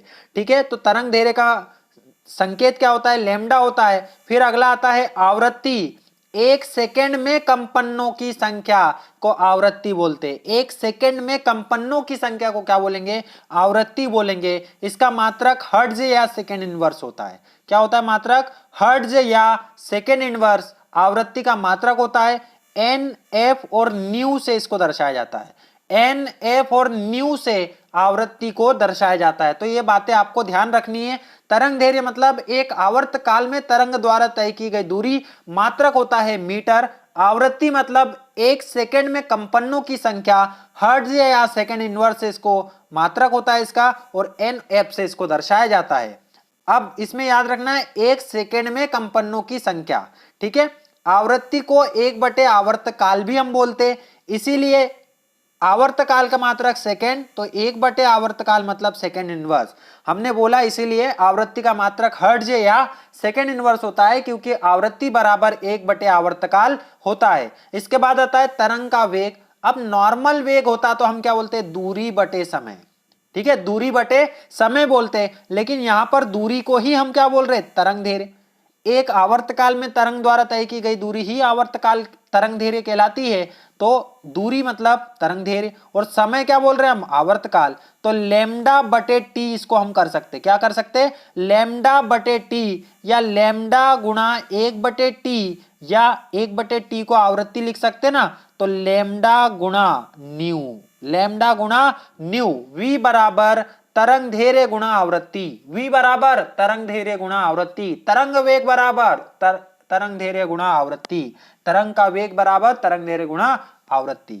ठीक है, इसमें अब दोलन मतलब क्या होता है, तो दोलन मतलब जो बीच वाली साम्य स्थिति है, मतलब जो झूला है रुका हुआ, उसकी स्थिति को साम्य स्थिति बोलते हैं। झूला एक तरफ जाएगा वापस आएगा, दूसरी तरफ जाएगा वापस आएगा, तो इसको बोलेंगे एक कंपन। मतलब साम्य स्थिति के दोनों ओर अधिकतम विस्थापन करके वापस अपनी साम्य स्थिति पर आना क्या कहलाता है, दोलन या एक कंपन कहलाता है। ऐसा करने में जितना समय लगेगा उसको आवर्तकाल बोलेंगे। एक सेकंड में ऐसे कितने कंपन होंगे उसको आवृत्ति बोलेंगे। ठीक है, तो कंपन हमारे 3 प्रकार के कंपन होते हैं। पहला होता है मुक्त दोलन, फ्री ऑसिलेशन। इसमें बाह्य बल अनुपस्थित होता है, मतलब कोई भी बाह्य बल नहीं होता है, और यह जो आयाम होते हैं इसके, जो झूला चल रहा है वो एक नियत आयाम से अनंत समय तक चलते रहेगा। कोई देने वाला, झूला देने वाला नहीं है, लेकिन झूला अनंत समय तक चलते रहेगा। तो इस प्रकार का जो दोलन होता है उसको मुक्त दोलन के नाम से जाना जाता है। दूसरा होता है अवमंदित दोलन, मतलब जिसके आयाम जो रहते हैं घटते हुए रहते हैं, डैम्पिंग ऑसिलेशन। झूले के केस में यदि कोई एक बार झूला दे दे और छोड़ दे तो उसके आयाम धीरे धीरे धीरे धीरे कम होते जाते, एक टाइम ऐसा आएगा कि झूला रुक जाएगा। तो उस प्रकार का जो दोलन होता है उसको अवमंदित दोलन बोलते हैं। इसमें आयाम घटते हुए मिलेंगे। मुक्त दोलन में आयाम सेम रहते हैं, अवमंदित दोलन में आयाम घटते हुए आपको मिलेंगे। तीसरा टाइप होता है प्रणोदित दोलन। वो जो एग्जाम्पल हमने लिया है, भैया पीछे खड़ा है, दीदी झूला झूल रही है, वो वाला जो एग्जाम्पल है वो प्रणोदित दोलन का है, फोर्स ऑसिलेशन का एग्जाम्पल है। जब भी आयाम में कमी आएंगी, पीछे से बल लगा दिया जाएगा, तो इसमें बाह्य बल उपस्थित होता है। मुक्त दोलन में बाह्य बल अनुपस्थित होता है, अवमंदित दोलन में बाह्य बल अनुपस्थित होता है, लेकिन प्रणोदित दोलन में बाह्य बल उपस्थित होता है। और यह प्रणोदित दोलन का ही इस्तेमाल वाद्य यंत्रों या सितार, वायलिन आदि को बजाने में किया जाता है। मतलब जो वाद्य यंत्र में दोलन होते हैं, पूछेगा आपसे कि वाद्य यंत्र में जो दोलन होते हैं वो किस प्रकार के होते हैं, तो वह दोलन प्रणोदित दोलन होते हैं। ठीक है, आगे बढ़ते न्यूमेरिकल करेंगे अब हम, कि यदि किसी ध्वनि स्रोत की आवृत्ति 100 हर्ट्ज है, हर्ट्ज मतलब आवृत्ति, हर्ट्ज मतलब आवृत्ति, आवृत्ति का मतलब एक सेकंड में कितने कंपन, तो 100 कंपन, इसलिए तो 100 हर्ट्ज की आवृत्ति होंगी। 100 कंपन है तभी तो 100 हर्ट्ज की आवृत्ति होंगी। तो 1 मिनट में कितनी बार कंपन करेगा, 60 सेकंड में कितनी बार कंपन करेगा, तो 60 गुणा 100 कर देंगे तो 6000 बार कंपन करेगा। वो 1 सेकंड में 100 बार कंपन कर रहा है तो 1 मिनट मतलब 60 सेकंड में कितना करेगा, 60 गुणा 100 मतलब 6000 बार कंपन करेगा। उम्मीद करता हूं ये समझ में आ गया होगा आपके। आगे बढ़ेंगे, तरंग के बारे में समझेंगे। तरंग मतलब वेव, वेव मतलब किसी माध्यम में उत्पन्न विक्षोभ को हम क्या बोलते हैं, तरंग बोलते हैं। किसी माध्यम में उत्पन्न विक्षोभ को क्या बोलते हैं, तरंग बोलते हैं। जैसे पानी यदि साधारण है, सामान्य है, तो सामान्य पानी में पत्थर फेंकने से उसमें विक्षोभ उत्पन्न हो जाता है, हलचल उत्पन्न हो जाती है। उस हलचल को हम क्या बोलते हैं, तरंग या लहर का नाम देते हैं। ठीक है ना। तो ये दो प्रकार की होती है, एक होता है विद्युत चुंबकीय तरंग और दूसरी तरंग होती है यांत्रिक तरंग। विद्युत चुंबकीय तरंग और यांत्रिक तरंग के नाम से हम दो प्रकार की तरंगे पढ़ेंगे अब। तो पहला आता है विद्युत चुंबकीय तरंग। विद्युत चुंबकीय तरंगों में आपको 7 प्रकार की तरंगे याद रखनी है। यह तरंगे की खासियत होती है कि निर्वात में भी चल सकती है। इनके चलने के लिए माध्यम की आवश्यकता नहीं होती। और किस वेग से चलती है, तो 3 गुणा 10 की घात 8 मीटर पर सेकंड के वेग से चलती है। कितने वेग से चलेंगी, 3 गुणा 10 की घात 8 मीटर के वेग से ये चलती है विद्युत चुंबकीय तरंगे। निर्वात में भी चल सकती है, मतलब माध्यम नहीं भी हो तब भी ये चल सकती है। 7 प्रकार की होती है, नाम सुनेंगे, किसने खोज की उसको याद रखेंगे और इसके उपयोग क्या क्या होते हैं वो याद रखेंगे। तो पहली किरण है गामा किरण। इसकी खोज बेकुरल ने की थी। किसने की थी, बेकुरल ने की थी। और इसकी आवृत्ति सबसे ज्यादा होती है, मतलब विभेदन क्षमता सबसे ज्यादा होती है। गामा किरणें, बेकुरल, आवृत्ति सबसे ज्यादा। गामा किरणें, बेकुरल, आवृत्ति सबसे ज्यादा। दूसरी किरण होती है एक्स किरण। इसकी खोज रोजन ने की थी। चिकित्सा क्षेत्र में इसका उपयोग किया जाता है। किसमें उपयोग करेंगे, चिकित्सा क्षेत्र में इसका उपयोग किया जाता है। तीसरी तरंग है पराबैंगनी किरण। रिटर ने इसकी खोज की थी। कीटाणुओं को नष्ट करने में इसका उपयोग किया जाता है। चौथी किरण है दृश्य प्रकाश। न्यूटन ने इसकी खोज की थी। वस्तुओं को देखने में इसका उपयोग किया जाता है। पांचवी है अवरक्त विकिरण। हर्शेल ने इसकी खोज की थी। टीवी रिमोट में इसका इस्तेमाल किया जाता है। टीवी रिमोट में आपने आगे वाला एक लाइट देखा होगा, उसमें जो किरणें यूज करते हैं अवरक्त विकिरण होता है। आगे है माइक्रो तरंगे। हर्ट्ज ने इसकी खोज की थी। माइक्रोवेव ओवन में इसका इस्तेमाल किया जाता है। फिर आती है रेडियो तरंगे। मार्कोनी ने इसकी खोज की थी। रेडियो और टेलीविजन में इसका इस्तेमाल किया जाता है। तो 7 प्रकार की तरंगे अब मेरे पीछे आपको भी दोहराना है। गामा किरणें खोज की थी बेकुरल ने। आवृत्ति इसकी सबसे ज्यादा, मतलब विभेदन क्षमता सबसे ज्यादा होती है। दूसरी किरण एक्स किरण रोजन ने खोज की थी। चिकित्सा क्षेत्र में इसका उपयोग किया जाता है। तीसरी किरण पराबैंगनी किरण, रिटर ने इसकी खोज की थी। कीटाणुओं को नष्ट करने में इसका उपयोग किया जाता है। चौथी किरण दृश्य प्रकाश, न्यूटन ने इसकी खोज की थी। वस्तुओं को देखने में इसका इस्तेमाल किया जाता है। अवरक्त विकिरण हर्शेल ने इसकी खोज की थी। टीवी रिमोट में इसका इस्तेमाल किया जाता है। माइक्रो तरंग हर्ट्ज ने इसकी खोज की थी। माइक्रोवेव ओवन में इसका इस्तेमाल किया जाता है। फिर आता है रेडियो तरंग। मार्कोनी ने इसकी खोज की थी। रेडियो और टेलीविजन में इसका इस्तेमाल किया जाता है। इसका वेग होता है 3 गुणा 10 की घात 8 मीटर पर सेकेंड। 3 गुणा 10 की घात 8 मीटर पर सेकेंड। निर्वात में भी ये चल सकती है, माध्यम की जरूरत नहीं होती इसके चलने के लिए। ठीक है, बड़े आगे। दूसरी किरण होती है यांत्रिक तरंग। कौन सी तरंग होती है, यांत्रिक तरंग होती है, जिनके चलने के लिए माध्यम की आवश्यकता होती है। जैसे ध्वनि तरंग, तो ध्वनि के चलने के लिए माध्यम की आवश्यकता होती है। ठीक है, अब कंपन के आधार पर हम तरंग को 2 प्रकार से बांट सकते हैं। कंपन के आधार पर 2 प्रकार से बांट सकते हैं, एक अनुदैर्ध्य तरंग और एक अनुप्रस्थ तरंग होती है। एक अनुदैर्ध्य और एक अनुप्रस्थ। क्वेश्चन आता है कि अनुदैर्ध्य तरंगे निम्न में से कौन सी है, तो ध्वनि याद रखना। देखो, अनुदैर्ध्य में भी ध आधा आया, इसमें भी ध आधा आया, तो ध आधा आधा वाले याद रखना। अनुदैर्ध्य तरंग ध्वनि तरंगे अनुदैर्ध्य तरंग होती है। इसमें प्र में प्रस्थ आएगा, प्रस्थ में प्र आता है, प्रकाश में भी प्र आता है, तो प्रकाश तरंगे अनुप्रस्थ तरंगे होती है। प्रकाश तरंगे अनुप्रस्थ तरंगे होती है। ध्वनि तरंगे अनुदैर्ध्य तरंगे होती है। ये कंपन के आधार पर 2 प्रकार की तरंगे हमने पढ़ ली है। ठीक है, बढ़ेंगे आगे। ध्वनि तरंगों का वर्गीकरण। हम आवृत्ति के आधार पर ध्वनि तरंगों को 3 भागों में बांटते हैं। पहली तरंग जिनको मानव के द्वारा हम नहीं सुन सकते तो उसको हम बोलते हैं अपश्रव्य तरंगे। कौन सी तरंगे बोलेंगे? अपश्रव्य तरंगे बोलेंगे। दूसरी टाइप की होती है श्रव्य तरंगे। तीसरा प्रकार होता है पराश्रव्य तरंगे। जो तरंगे 20 हर्ट्ज से कम की होती है वो अपश्रव्य तरंगे, जो मानव के द्वारा नहीं सुनी जा सकती लेकिन सांप इसको सुन सकते हैं। श्रव्य तरंगे 20 हर्ट्ज से लेकर 20,000 हर्ट्ज की जो तरंगे होती है वो श्रव्य तरंगे कहलाती है। इसको मानव सुन सकता है, ये मानव सुन सकता है, श्रव्य तरंगों को मानव सुन सकता है। तीसरी तरंगे होती है पराश्रव्य तरंगे। इनकी आवृत्ति 20,000 हर्ट्ज से ज्यादा होती है। 20,000 हर्ट्ज से ज्यादा होती है, ये हम नहीं सुन सकते लेकिन कुत्ता, बिल्ली, चमगादड़ सुन सकती है और सोनार सिस्टम में इसका इस्तेमाल किया जाता है। किसमें से इस्तेमाल करेंगे? सोनार सिस्टम में इसका इस्तेमाल करेंगे। सोनार सिस्टम को आगे हम देखेंगे, ठीक है। सोनोग्राफी में भी ध्वनि तरंगों का इस्तेमाल किया जाता है। सोनोग्राफी में कौन सी तरंगों का इस्तेमाल करते हैं? ध्वनि तरंगों का। तो 3 प्रकार से हमने बांटा है, 20 हर्ट्ज से कम अपश्रव्य तरंगे, 20 से 20,000 श्रव्य तरंगे, 20,000 से ऊपर पराश्रव्य तरंगे, ठीक है। बढ़ेंगे आगे। अब जो ध्वनि की चाल है वो 25 डिग्री सेल्सियस पे माध्यम में कितनी कितनी होती है? तो सबसे पहले ज्यादा कहां पर होंगी? तो ठोस में। याद रखना ये बात भी कि ठोस में ध्वनि की चाल सबसे ज्यादा होती है। ठोस में ध्वनि की चाल सबसे ज्यादा होती है। सबसे ऊपर आता है aluminium, 6420 metre per second. 6420 metre per second aluminium में। निकल में 6040 मीटर पर सेकेंड। स्टील में 5960 मीटर पर सेकेंड। लोहे में 5950 मीटर पर सेकेंड। पीतल में 4700 metre per second. Aluminium 6420 metre per second. Nickel में 6040 मीटर पर सेकेंड। स्टील में 5960 मीटर पर सेकेंड। लोहे में 5950 मीटर पर सेकेंड।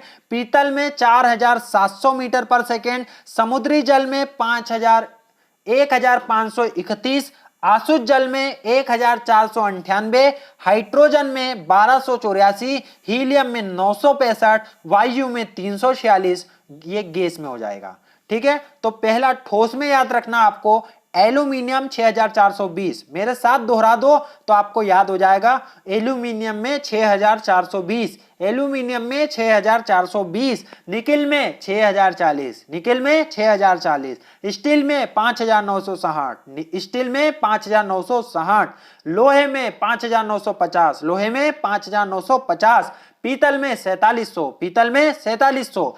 द्रव की बात करेंगे तो समुद्री जल और आसुत जल, 2 प्रकार के जल याद रखना है, समुद्री और आसुत। 1531 समुद्री जल में, 1498 आसुत जल में। गैस में याद रखेंगे हाइड्रोजन, हीलियम, वायु। हाइड्रोजन, हीलियम, वायु। हाइड्रोजन 1284, हीलियम 965, वायु 346। ये याद रखना है 25 डिग्री सेल्सियस पे। और 1 डिग्री सेल्सियस तापमान बढ़ाने से 0.61 मीटर पर सेकेंड जो ध्वनि की चाल है वो बढ़ जाती है। कितनी बढ़ जाती है? 0.61 मीटर पर सेकेंड ध्वनि की चाल बढ़ जाती है, ठीक है। आगे बढ़ेंगे। ध्वनि की तीव्रता। तो ध्वनि की तीव्रता वह लक्षण जिससे हमें ध्वनि तीव्र या धीमी, मंद सुनाई देती है उसको हम ध्वनि की तीव्रता बोलते हैं। इसका मात्रक आपको ध्यान रखना है, माइक्रोवाट पर मीटर स्क्वायर।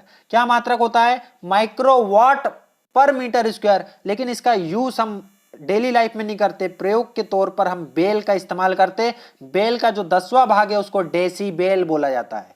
कितने बेल? डेसीबेल, है ना, डेसीबेल से याद रख लेना। बेल का 10वां भाग डेसिबल कहलाता है। डीबी से इसको शॉर्ट में दिखाते हैं। हम जो सामान्य बातचीत करते हैं वो 30 से 40 डेसिबल की बातचीत होती है। मशीन गन में 170 डेसिबल की जो ध्वनि निकलती है, 170 डेसिबल की निकलती है। मिसाइल में 180 डेसिबल की ध्वनि निकलती है। तो ध्वनि की तीव्रता जिससे हमें ध्वनि तेज या धीमी सुनाई देती है, ध्वनि की तीव्रता के कारण होता है। मात्रक माइक्रोवाट पर मीटर स्क्वायर। प्रयोगात्मक मात्रक बेल है लेकिन उसका 10वें भाग का ही इस्तेमाल हम करते हैं, डेसीबेल का इस्तेमाल करते हैं, ठीक है। बढ़ेंगे आगे। तो संगीतिक ध्वनि के अभिलक्षण, ये बहुत ही इंपॉर्टेंट टॉपिक है, आपका इसको ध्यान से पढ़ना है। संगीतिक ध्वनि के अभिलक्षण में 3 प्रकार के उसके अभिलक्षण होते हैं। पहला तारत्व या पिच जिसको बोला जाता है। दूसरा प्रबलता या लाउडनेस जिसको बोलेंगे। तीसरा गुणता, क्वालिटी या टिम्bre जिसको बोला जाता है। तो इसमें आवृत्ति से डायरेक्ट संबंध होता है पिच का। आवृत्ति कम तो तारत्व कम, ध्वनि मोटी सुनाई देगी। आवृत्ति कम, तारत्व कम, ध्वनि मोटी सुनाई देगी। आवृत्ति ज्यादा, तारत्व ज्यादा, आवाज पतली सुनाई देगी। आवृत्ति कम, तारत्व कम, ध्वनि मोटी सुनाई देगी। आवृत्ति ज्यादा, तारत्व ज्यादा, आवाज पतली सुनाई देगी। ठीक है, समझ में आ गई बात। एक कोई सा भी याद रखना, आवृत्ति कम है तो आवाज मोटी, आवृत्ति ज्यादा है तो आवाज पतली। आवृत्ति कम, आवाज मोटी, आवृत्ति ज्यादा, आवाज पतली। जैसे जो मच्छर होता है, मच्छर की आवाज बहुत पतली होती है, मतलब उसकी आवृत्ति क्या होती है, बहुत ज्यादा होती है। आवृत्ति ज्यादा, आवाज पतली। ठीक है, प्रबलता की बात करेंगे तो ध्वनि का धीमा या तेज सुनाई पड़ना भी प्रबलता के अंतर्गत आता है। ध्वनि का धीमा या तेज सुनाई पड़ना किसके अंतर्गत आता है, प्रबलता के अंतर्गत आता है। एक गुणता होता है, समान प्रबलता, समान आवृत्ति की ध्वनि में भेद करना। ध्वनि में भेद करना है, समान प्रबलता और समान आवृत्ति की ध्वनि आ रही है, उसमें भेद करना है। तो यह हमारे कान में एक मैकेनिज्म फिट है गुणता नाम का, जो कि ध्वनि समान प्रबलता समान आवृत्ति की ध्वनि में भी अंतर पहचान लेता है। गुणता उसको बोलते हैं, टिम्bre उसको बोलते हैं। इसी कारण हम वाद्य यंत्रों की अलग अलग ध्वनि को पहचान पाते हैं कि ये आवाज गिटार की है, ये वायलिन की है, ये पियानो की है। कैसे पहचान पाते हैं, तो गुणता के कारण पहचान पाते हैं। समझ में आ गई बात। तीन चीजें आपको याद रखना है, तारत्व, प्रबलता, गुणता। तारत्व, प्रबलता, गुणता। ठीक है, बढ़ेंगे आगे। ध्वनि का परावर्तन देखेंगे। ध्वनि का परावर्तन, परावर्तन मतलब किसी ठोस या द्रव से टकराकर ध्वनि का वापस लौटना, ध्वनि का परावर्तन कहलाता है। इसमें प्रतिध्वनि को एको कहा जाता है। प्रतिध्वनि बनने के लिए कम से कम 17 मीटर या 51 फीट का डिस्टेंस होना चाहिए। 17 मीटर या 51 फीट का डिस्टेंस दीवार में या किसी भी चीज में जहां से टकरा के वो वापस आ रही है उसके बीच में होना चाहिए। दूसरी घटना होती है अनुरणन। दूसरी घटना अनुरणन, रिवर्ब्रेशन की घटना होती है। जब किसी हॉल में ध्वनि स्रोत के बंद होने के बाद भी उसका ध्वनि हमें सुनाई देती है तो उस घटना को अनुरणन कहते हैं। मतलब एक बड़ा सा हॉल है, वो उसमें कोई ध्वनि स्रोत चल रहा है, वो ध्वनि स्रोत बंद कर दिया, उसके बाद भी हमें ध्वनि सुनाई दे रही है, तो वो घटना अनुरणन की घटना है। कौन सी घटना है, अनुरणन की घटना है। आपको ध्यान रखना है, परावर्तन के लिए, एको बनाने के लिए, प्रतिध्वनि बनाने के लिए 17 मीटर की जरूरत होती है। जैसे किसी यदि पहाड़ पे जाके आपने चिल्लाया रन स्टडी, तो वहां से फिर से 2 बार और आवाज आएंगे, run study, run study, run study. तो ये आवाज को क्या बोलते हैं, प्रतिध्वनि बोलते हैं, एको बोलते हैं। इसका सुनाई देने के लिए 17 मीटर का डिफरेंस होना जरूरी होता है। ठीक है, बढ़ेंगे आगे। अगला प्रभाव आता है डॉपलर प्रभाव। डॉपलर प्रभाव मतलब जब ध्वनि स्रोत और श्रोता के बीच में अपेक्षित गति होती है तो आवृत्ति हमें बदलती हुई प्रतीत होती है। जैसे एम्बुलेंस की आवाज, जब एम्बुलेंस की आवाज हमारे पास में आती है तो हमें ऐसा लगता है कि बहुत तेजी से आ रही है, लेकिन जब वो दूर जाती है तो हमको अलग ही समझ में आता है। सायरन की आवाज धीरे धीरे क्या हो जाती है, स्लो होते जाती है। ठीक है, इसका उपयोग रडार सिस्टम में किया जाता है। रडार में इसका उपयोग करते हैं। किसका उपयोग, डॉपलर प्रभाव का इस्तेमाल हम किस में करेंगे, रडार में करेंगे। ठीक है ना। जैसे ही कोई तीव्र गाड़ी वाला आपके साइड से निकलता है तो जब वो हमारे पास में होता है तो उसकी हमें जो आवाज है वो तीव्र सुनाई देती है, और जैसे ही दूर जाता है तो उसकी आवाज क्या हो जाती है, धीमे धीमे मध्य हो जाती है। तो देखना, अब जब भी आपके पास से कोई तेज गाड़ी निकले तो बोलना डॉपलर जा रहा है। ये क्या जा रहा है, डॉपलर जा रहा है, क्योंकि उसकी आवाज धीरे धीरे क्या हो जाएगी, कम होते जाएगी। ठीक है, बढ़ेंगे आगे। अब यहां पर सोनार सिस्टम के बारे में समझेंगे। पहले तो फुल फॉर्म याद रखना है, sound navigation and ranging. Sound navigation and ranging, तो इसका सोनार सिस्टम का उपयोग हम क्यों करते हैं, समुद्र के अंदर चीजों का पता लगाने के लिए हम किसका इस्तेमाल करते हैं, सोनार सिस्टम का उपयोग करते हैं। इसमें साउंड वेव का इस्तेमाल किया जाता है। कौन सी साउंड वेव का इस्तेमाल करेंगे, तो हम करेंगे प्राश्रव्य तरंगों का इसमें इस्तेमाल किया जाता है। यदि इसके ऊपर आपको देखना है, पनडुब्बी में आप हो, इसको बोलते हैं पनडुब्बी, तो पनडुब्बी के अंदर से ऊपर देखना है तो या तो पनडुब्बी को ऊपर ले जाओ। तो ऊपर ले जाने के बजाय हमने क्या करा, एक उपकरण इस्तेमाल किया है इस प्रकार का, एल आकार का उपकरण इस्तेमाल किया है। इसको हम बोलते हैं पेरिस्कोप, जो कि समुद्र के ऊपर की चीजें दिखाने का काम करता है, पेरिस्कोप। तो पनडुब्बी में लगाएंगे, प से पेरिस्कोप, प से पनडुब्बी, प से पराश्रव्य तरंगे, सब प से इस्तेमाल हो रहा है। ठीक है, ये दोनों देखो, ये दोनों भैया लोग देख रहे हैं ना ऊपर, तो ये किससे देख रहे हैं, पेरिस्कोप से देख रहे हैं। किससे देख रहे हैं, पेरिस्कोप का इस्तेमाल करते हैं, पेरिस्कोप ध्यान रखना है आपको, ठीक है। आगे आता है रडार। रडार का फुल फॉर्म याद रखना है, radio detection and ranging. Radar का फुल फॉर्म क्या होता है, radio detection and ranging. Radio detection and ranging. समुद्र के नीचे का तो पता लगा लिया हमने सोनार से, लेकिन समुद्र के ऊपर ऊपर स्थित वस्तुओं के बारे में पता लगाना है तो हमें रडार का इस्तेमाल करना पड़ेगा। जैसे दुश्मन देश का यदि हेलीकॉप्टर के बारे में अपने को पता लगाना है तो हमारा एक रडार सिस्टम लगा हुआ है, उसमें ये कैच हो जाता है, ठीक है। तो उसका फुल फॉर्म क्या होता है, रेडियो डिटेक्शन एंड रेंजिंग। इसमें रेडियो तरंगों का इस्तेमाल किया जाता है। याद रखना कि कौन सी तरंगों का इस्तेमाल किया जाएगा, रेडियो तरंगों का इस्तेमाल इसमें किया जाएगा, ठीक है। तो ये ध्वनि चैप्टर था, आपको समझ में आया होगा। अगला चैप्टर है हमारा प्रकाश। अगला चैप्टर है हमारा प्रकाश। प्रकाश के बारे में आपको याद रखना है, प्रकाश के 5 चीजें याद रखनी है। प्रकाश एक तो सीधा है, प्रकाश एकदम सीधा चलता है। दूसरा, प्रकाश का कण के रूप में चलता है। तीसरा, तरंग के रूप में चलता है। फोटॉन के रूप में चलता है और इसकी द्वितीय प्रकृति होती है। अलग अलग साइंटिस्ट आए, अलग अलग समय पर अलग अलग चीजें बोली। सीधा चलता है, प्रकाश कैसा चलता है, सीधा चलता है। कण के रूप में चलता है, न्यूटन ने बताया। न्यूटन का कणिका सिद्धांत, न्यूटन का कणिका सिद्धांत। बोलेगा कि कणिका सिद्धांत किसने दिया, तो बोलना न्यूटन ने दिया। किसने दिया, न्यूटन ने दिया है कणिका सिद्धांत। तरंग के रूप में चलता है प्रकाश, ये हाइगन ने बताया है।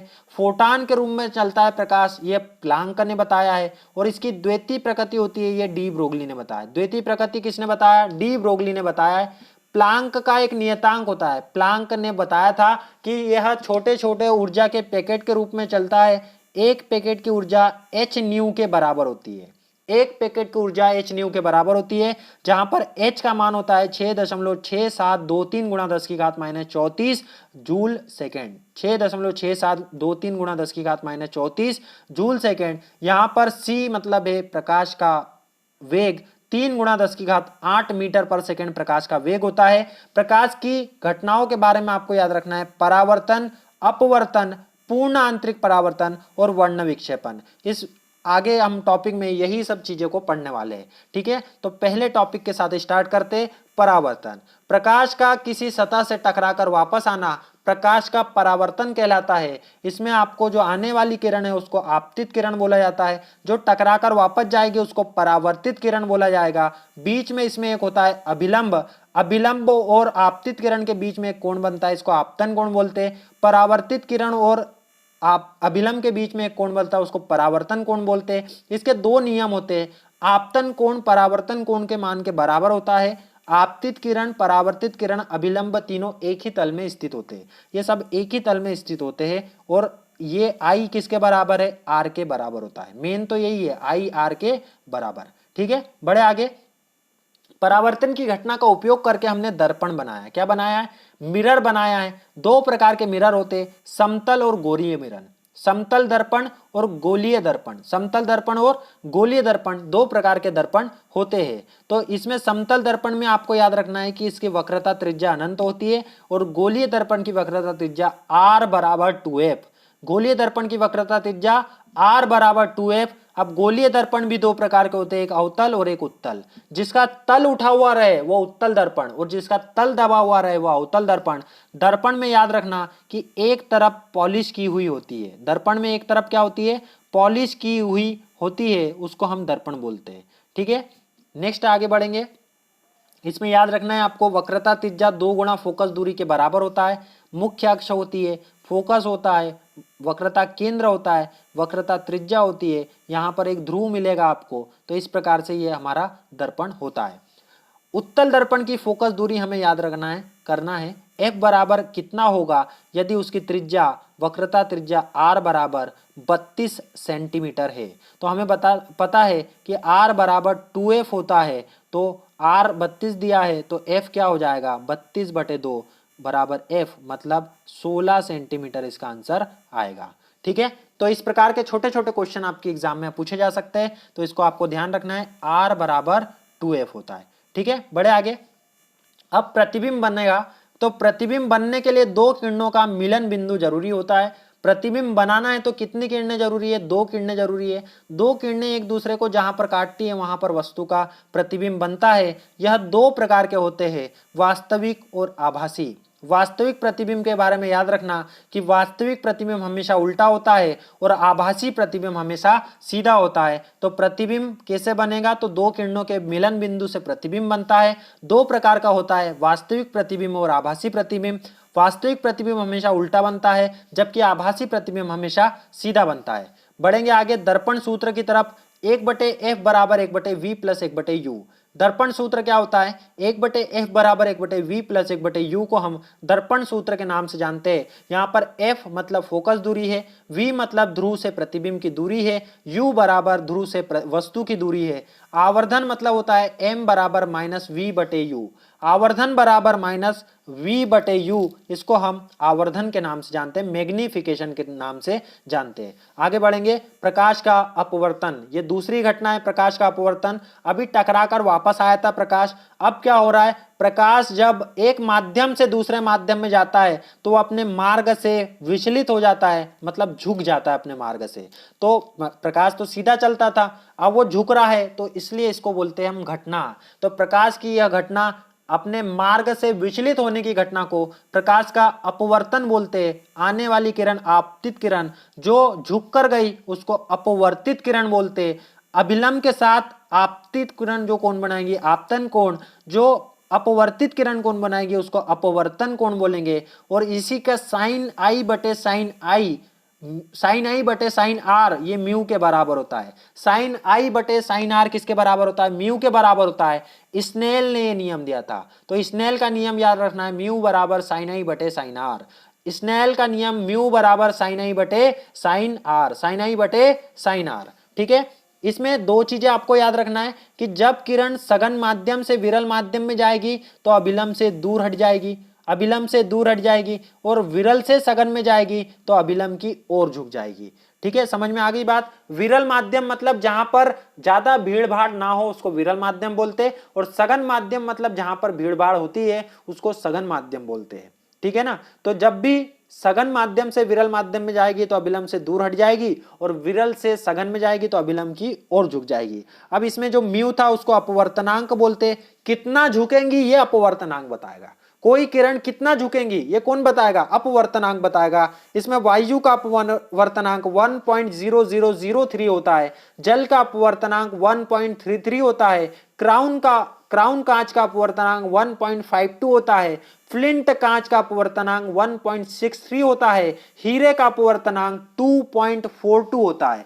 तो वायु के बारे में याद रखना 1.0003 वायु का अपवर्तनांक है, जल का अपवर्तनांक होता है 1.33, क्राउन कांच का अपवर्तनांक होता है 1.52, क्राउन के बाद फ्लिंट का याद रखना 1.63, और हीरे का याद रखेंगे 2.42 अपवर्तनांक हीरे का होता है। और पूछेगा सबसे ज्यादा अपवर्तनांक किसका होता है, तो हीरे का अपवर्तनांक सबसे ज्यादा होता है। आगे बढ़ेंगे, इसके अनुप्रयोग देखेंगे। तो तारे का टिमटिमाना अनुप्रयोग के तहत आता है। डायरेक्ट पूछेगा कि तारक किस घटना के कारण टिमटिमाते, प्रकाश के अपवर्तन के कारण टिमटिमाते।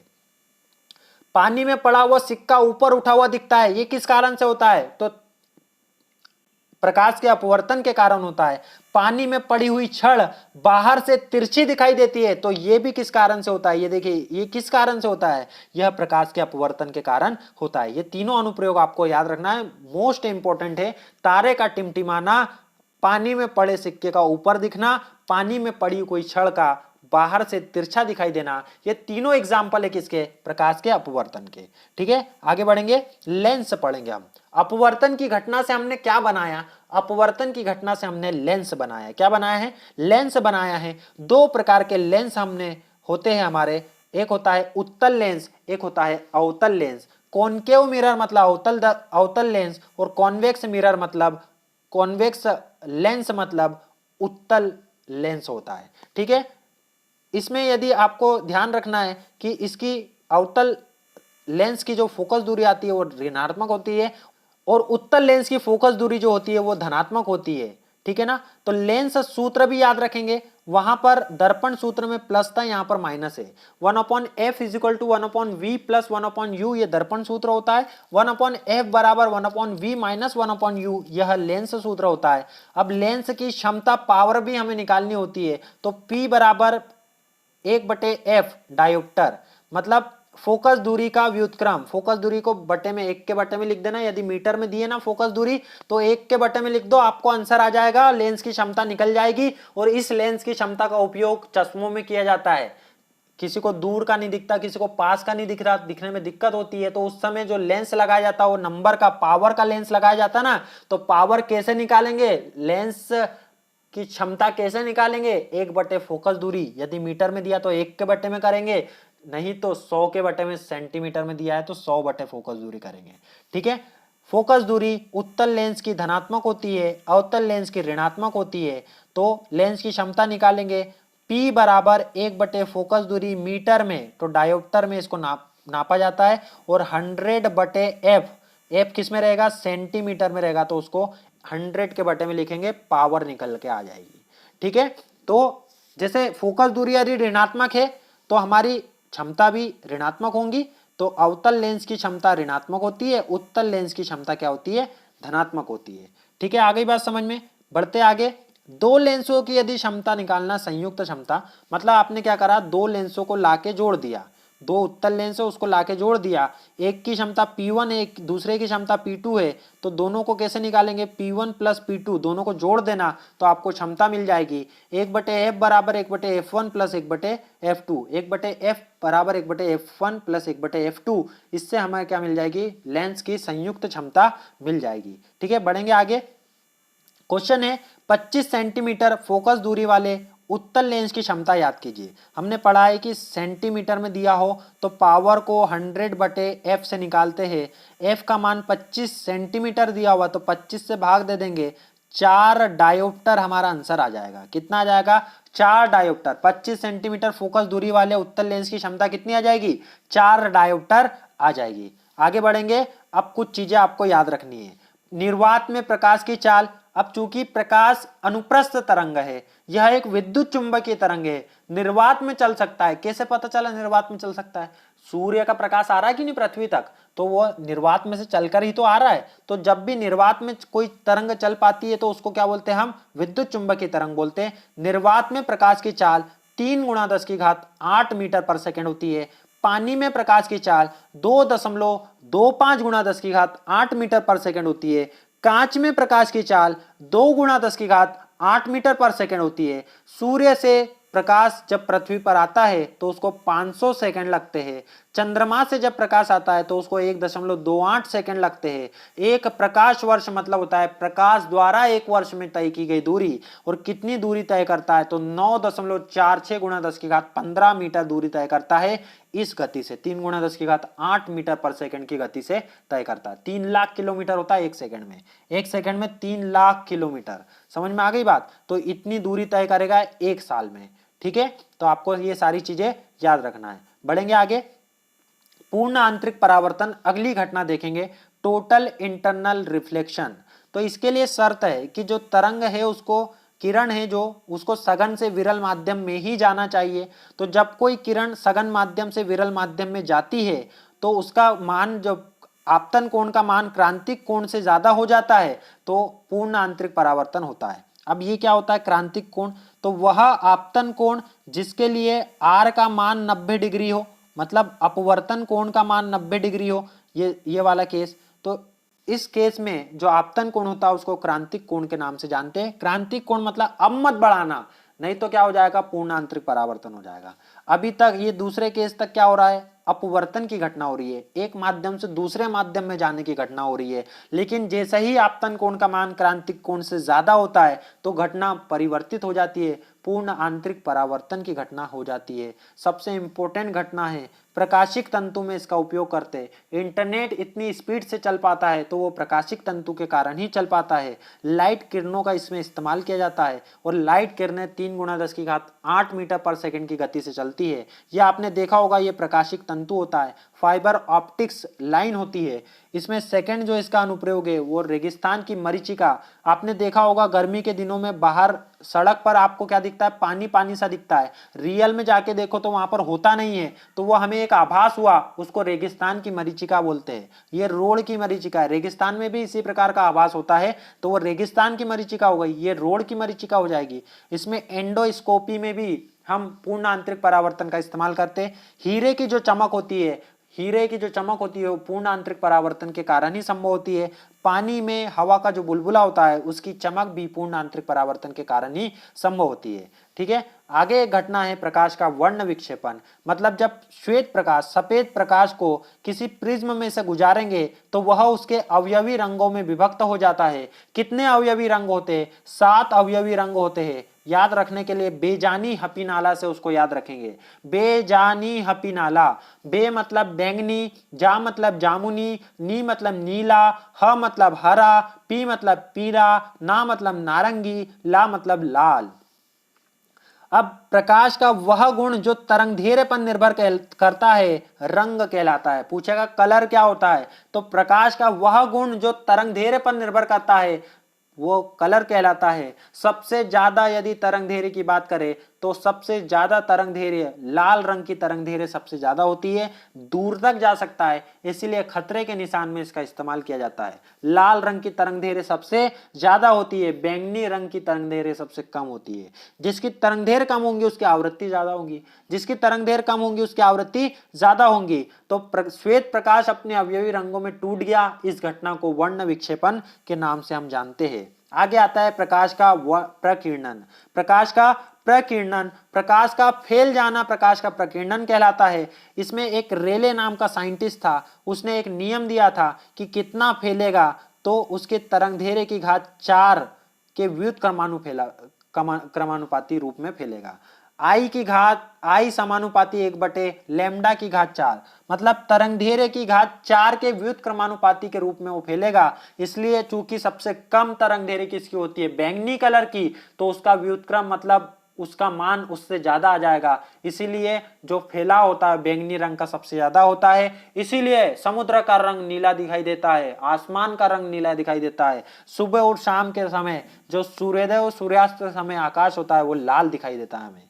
ठीक है ना, तो ये सारी बातें आपको ध्यान रखनी है। आगे बढ़ते हैं मानव नेत्र की तरफ। मानव नेत्र, हमारी नेत्र में एक पतली सी झिल्ली होती है जिससे होकर प्रकाश प्रवेश करता है। इस झिल्ली को कॉर्निया बोलते हैं। ये जो आगे जो झिल्ली दिखती है इसको क्या बोलते हैं, कॉर्निया बोलते हैं। ठीक है, कॉर्निया के पीछे एक संरचना होती है उसको क्या बोलते हैं, आइरिस बोला जाता है।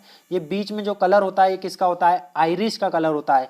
यह पुतली के साइज को नियंत्रित करता है। ये बीच वाला जो साइज है ना, बीच में एक काला सा धब्बा दिख रहा है आपको, इसको नियंत्रित करने का काम कौन करता है, आइरिस करता है। और उसी के कारण जो अंदर प्रकाश प्रवेश करता है उसकी मात्रा नियंत्रित होती है। ठीक है, अब दृष्टि दोष भी हो जाते हैं। इसमें ये चीज याद रखना है, यहां पर ये जो होता है इसको अश्रु ग्रंथि बोलते हैं। क्या बोलते हैं, अश्रु ग्रंथि बोलते हैं।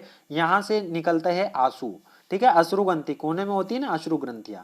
ठीक है, आगे बढ़ेंगे, दूर दृष्टि दोष के बारे में देखेंगे। दृष्टि दोष मतलब जो हमारा आंख पर जो प्रतिबिंब बनता है वो रेटिना पे बनता है। यदि प्रतिबिंब रेटिना पे नहीं बने, पहले बन जाए या बाद में बने, तो इसमें दोष होता है। यदि रेटिना से पहले प्रतिबिंब बन जाएगा तो उसको निकट दृष्टि दोष बोलेंगे। यदि दूर बनेगा तो उसको दूर दृष्टि दोष बोलेंगे। समझ में आ गई बात। यदि निकट में बन गया तो निकट दृष्टि दोष, दूर में बनेगा तो दूर दृष्टि दोष बोलेंगे। तो निकट में जब बन जाता है तो उसको बोलते हैं निकट दृष्टि दोष। और इस कंडीशन में क्या होता है कि कोई भी जो व्यक्ति है वो वस्तु को दूर रखी जो वस्तु है उसको तो स्पष्ट देख पाता है लेकिन निकट की वस्तु को स्पष्ट नहीं देख पाता। इस प्रकार के दोष को दूर करने के लिए उत्तल लेंस का इस्तेमाल किया जाता है। किसका इस्तेमाल करेंगे, उत्तल लेंस का इस्तेमाल करेंगे यदि दूर दृष्टि दोष से छुटकारा पाना है। ठीक है, 2 का 3 याद रखना। दूर में उत्तल, त को एक ही मान लो तो उत्तल, दूर से 3, दूर दृष्टि दोष दूर करना है तो उत्तल लेंस। और यदि निकट 4 अक्षर वाला दोष दूर करना है तो 3 अक्षर वाला दोष दूर करना है तो 4 अक्षर वाला लेंस यूज करना पड़ेगा। निकट के लिए अवतल, दूर के लिए उत्तल, निकट के लिए अवतल। जब कोई व्यक्ति निकट की वस्तु को स्पष्ट देख पाता है किंतु दूर की वस्तु है उसे देखने में परेशानी होती है तो इसको हम बोलते हैं मायोपिया, या क्या बोलेंगे, मायोपिया, या फिर क्या बोलेंगे, निकट दृष्टि दोष बोलेंगे।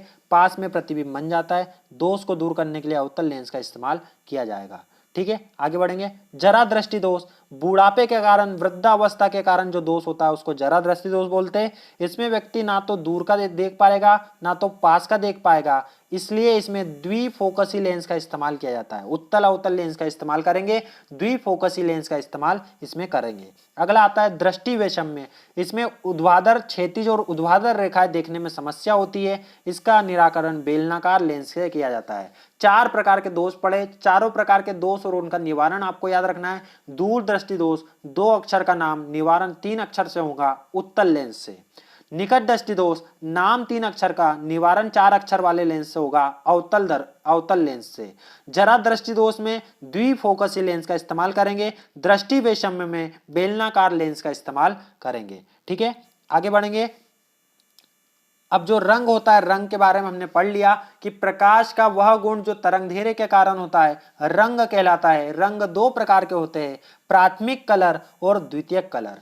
प्राथमिक और द्वितीयक 2 प्रकार के कलर होते हैं, लाल हरा नीला। लाल हरा नीला यह प्राथमिक कलर है। मेजेंटा श्यान पीला यह द्वितीयक कलर है। यह द्वितीयक कलरों का इस्तेमाल कलर प्रिंटर, रंगीन प्रिंटर में इसका इस्तेमाल करते हैं। मेजेंटा, सियान और पीले कलर की स्याही उसमें डलती है और साथ में ब्लैक कलर, 4 स्याहियां डलती है उसमें। ठीक है, लाल हरा नीला इसे प्राथमिक कलर बोलते हैं।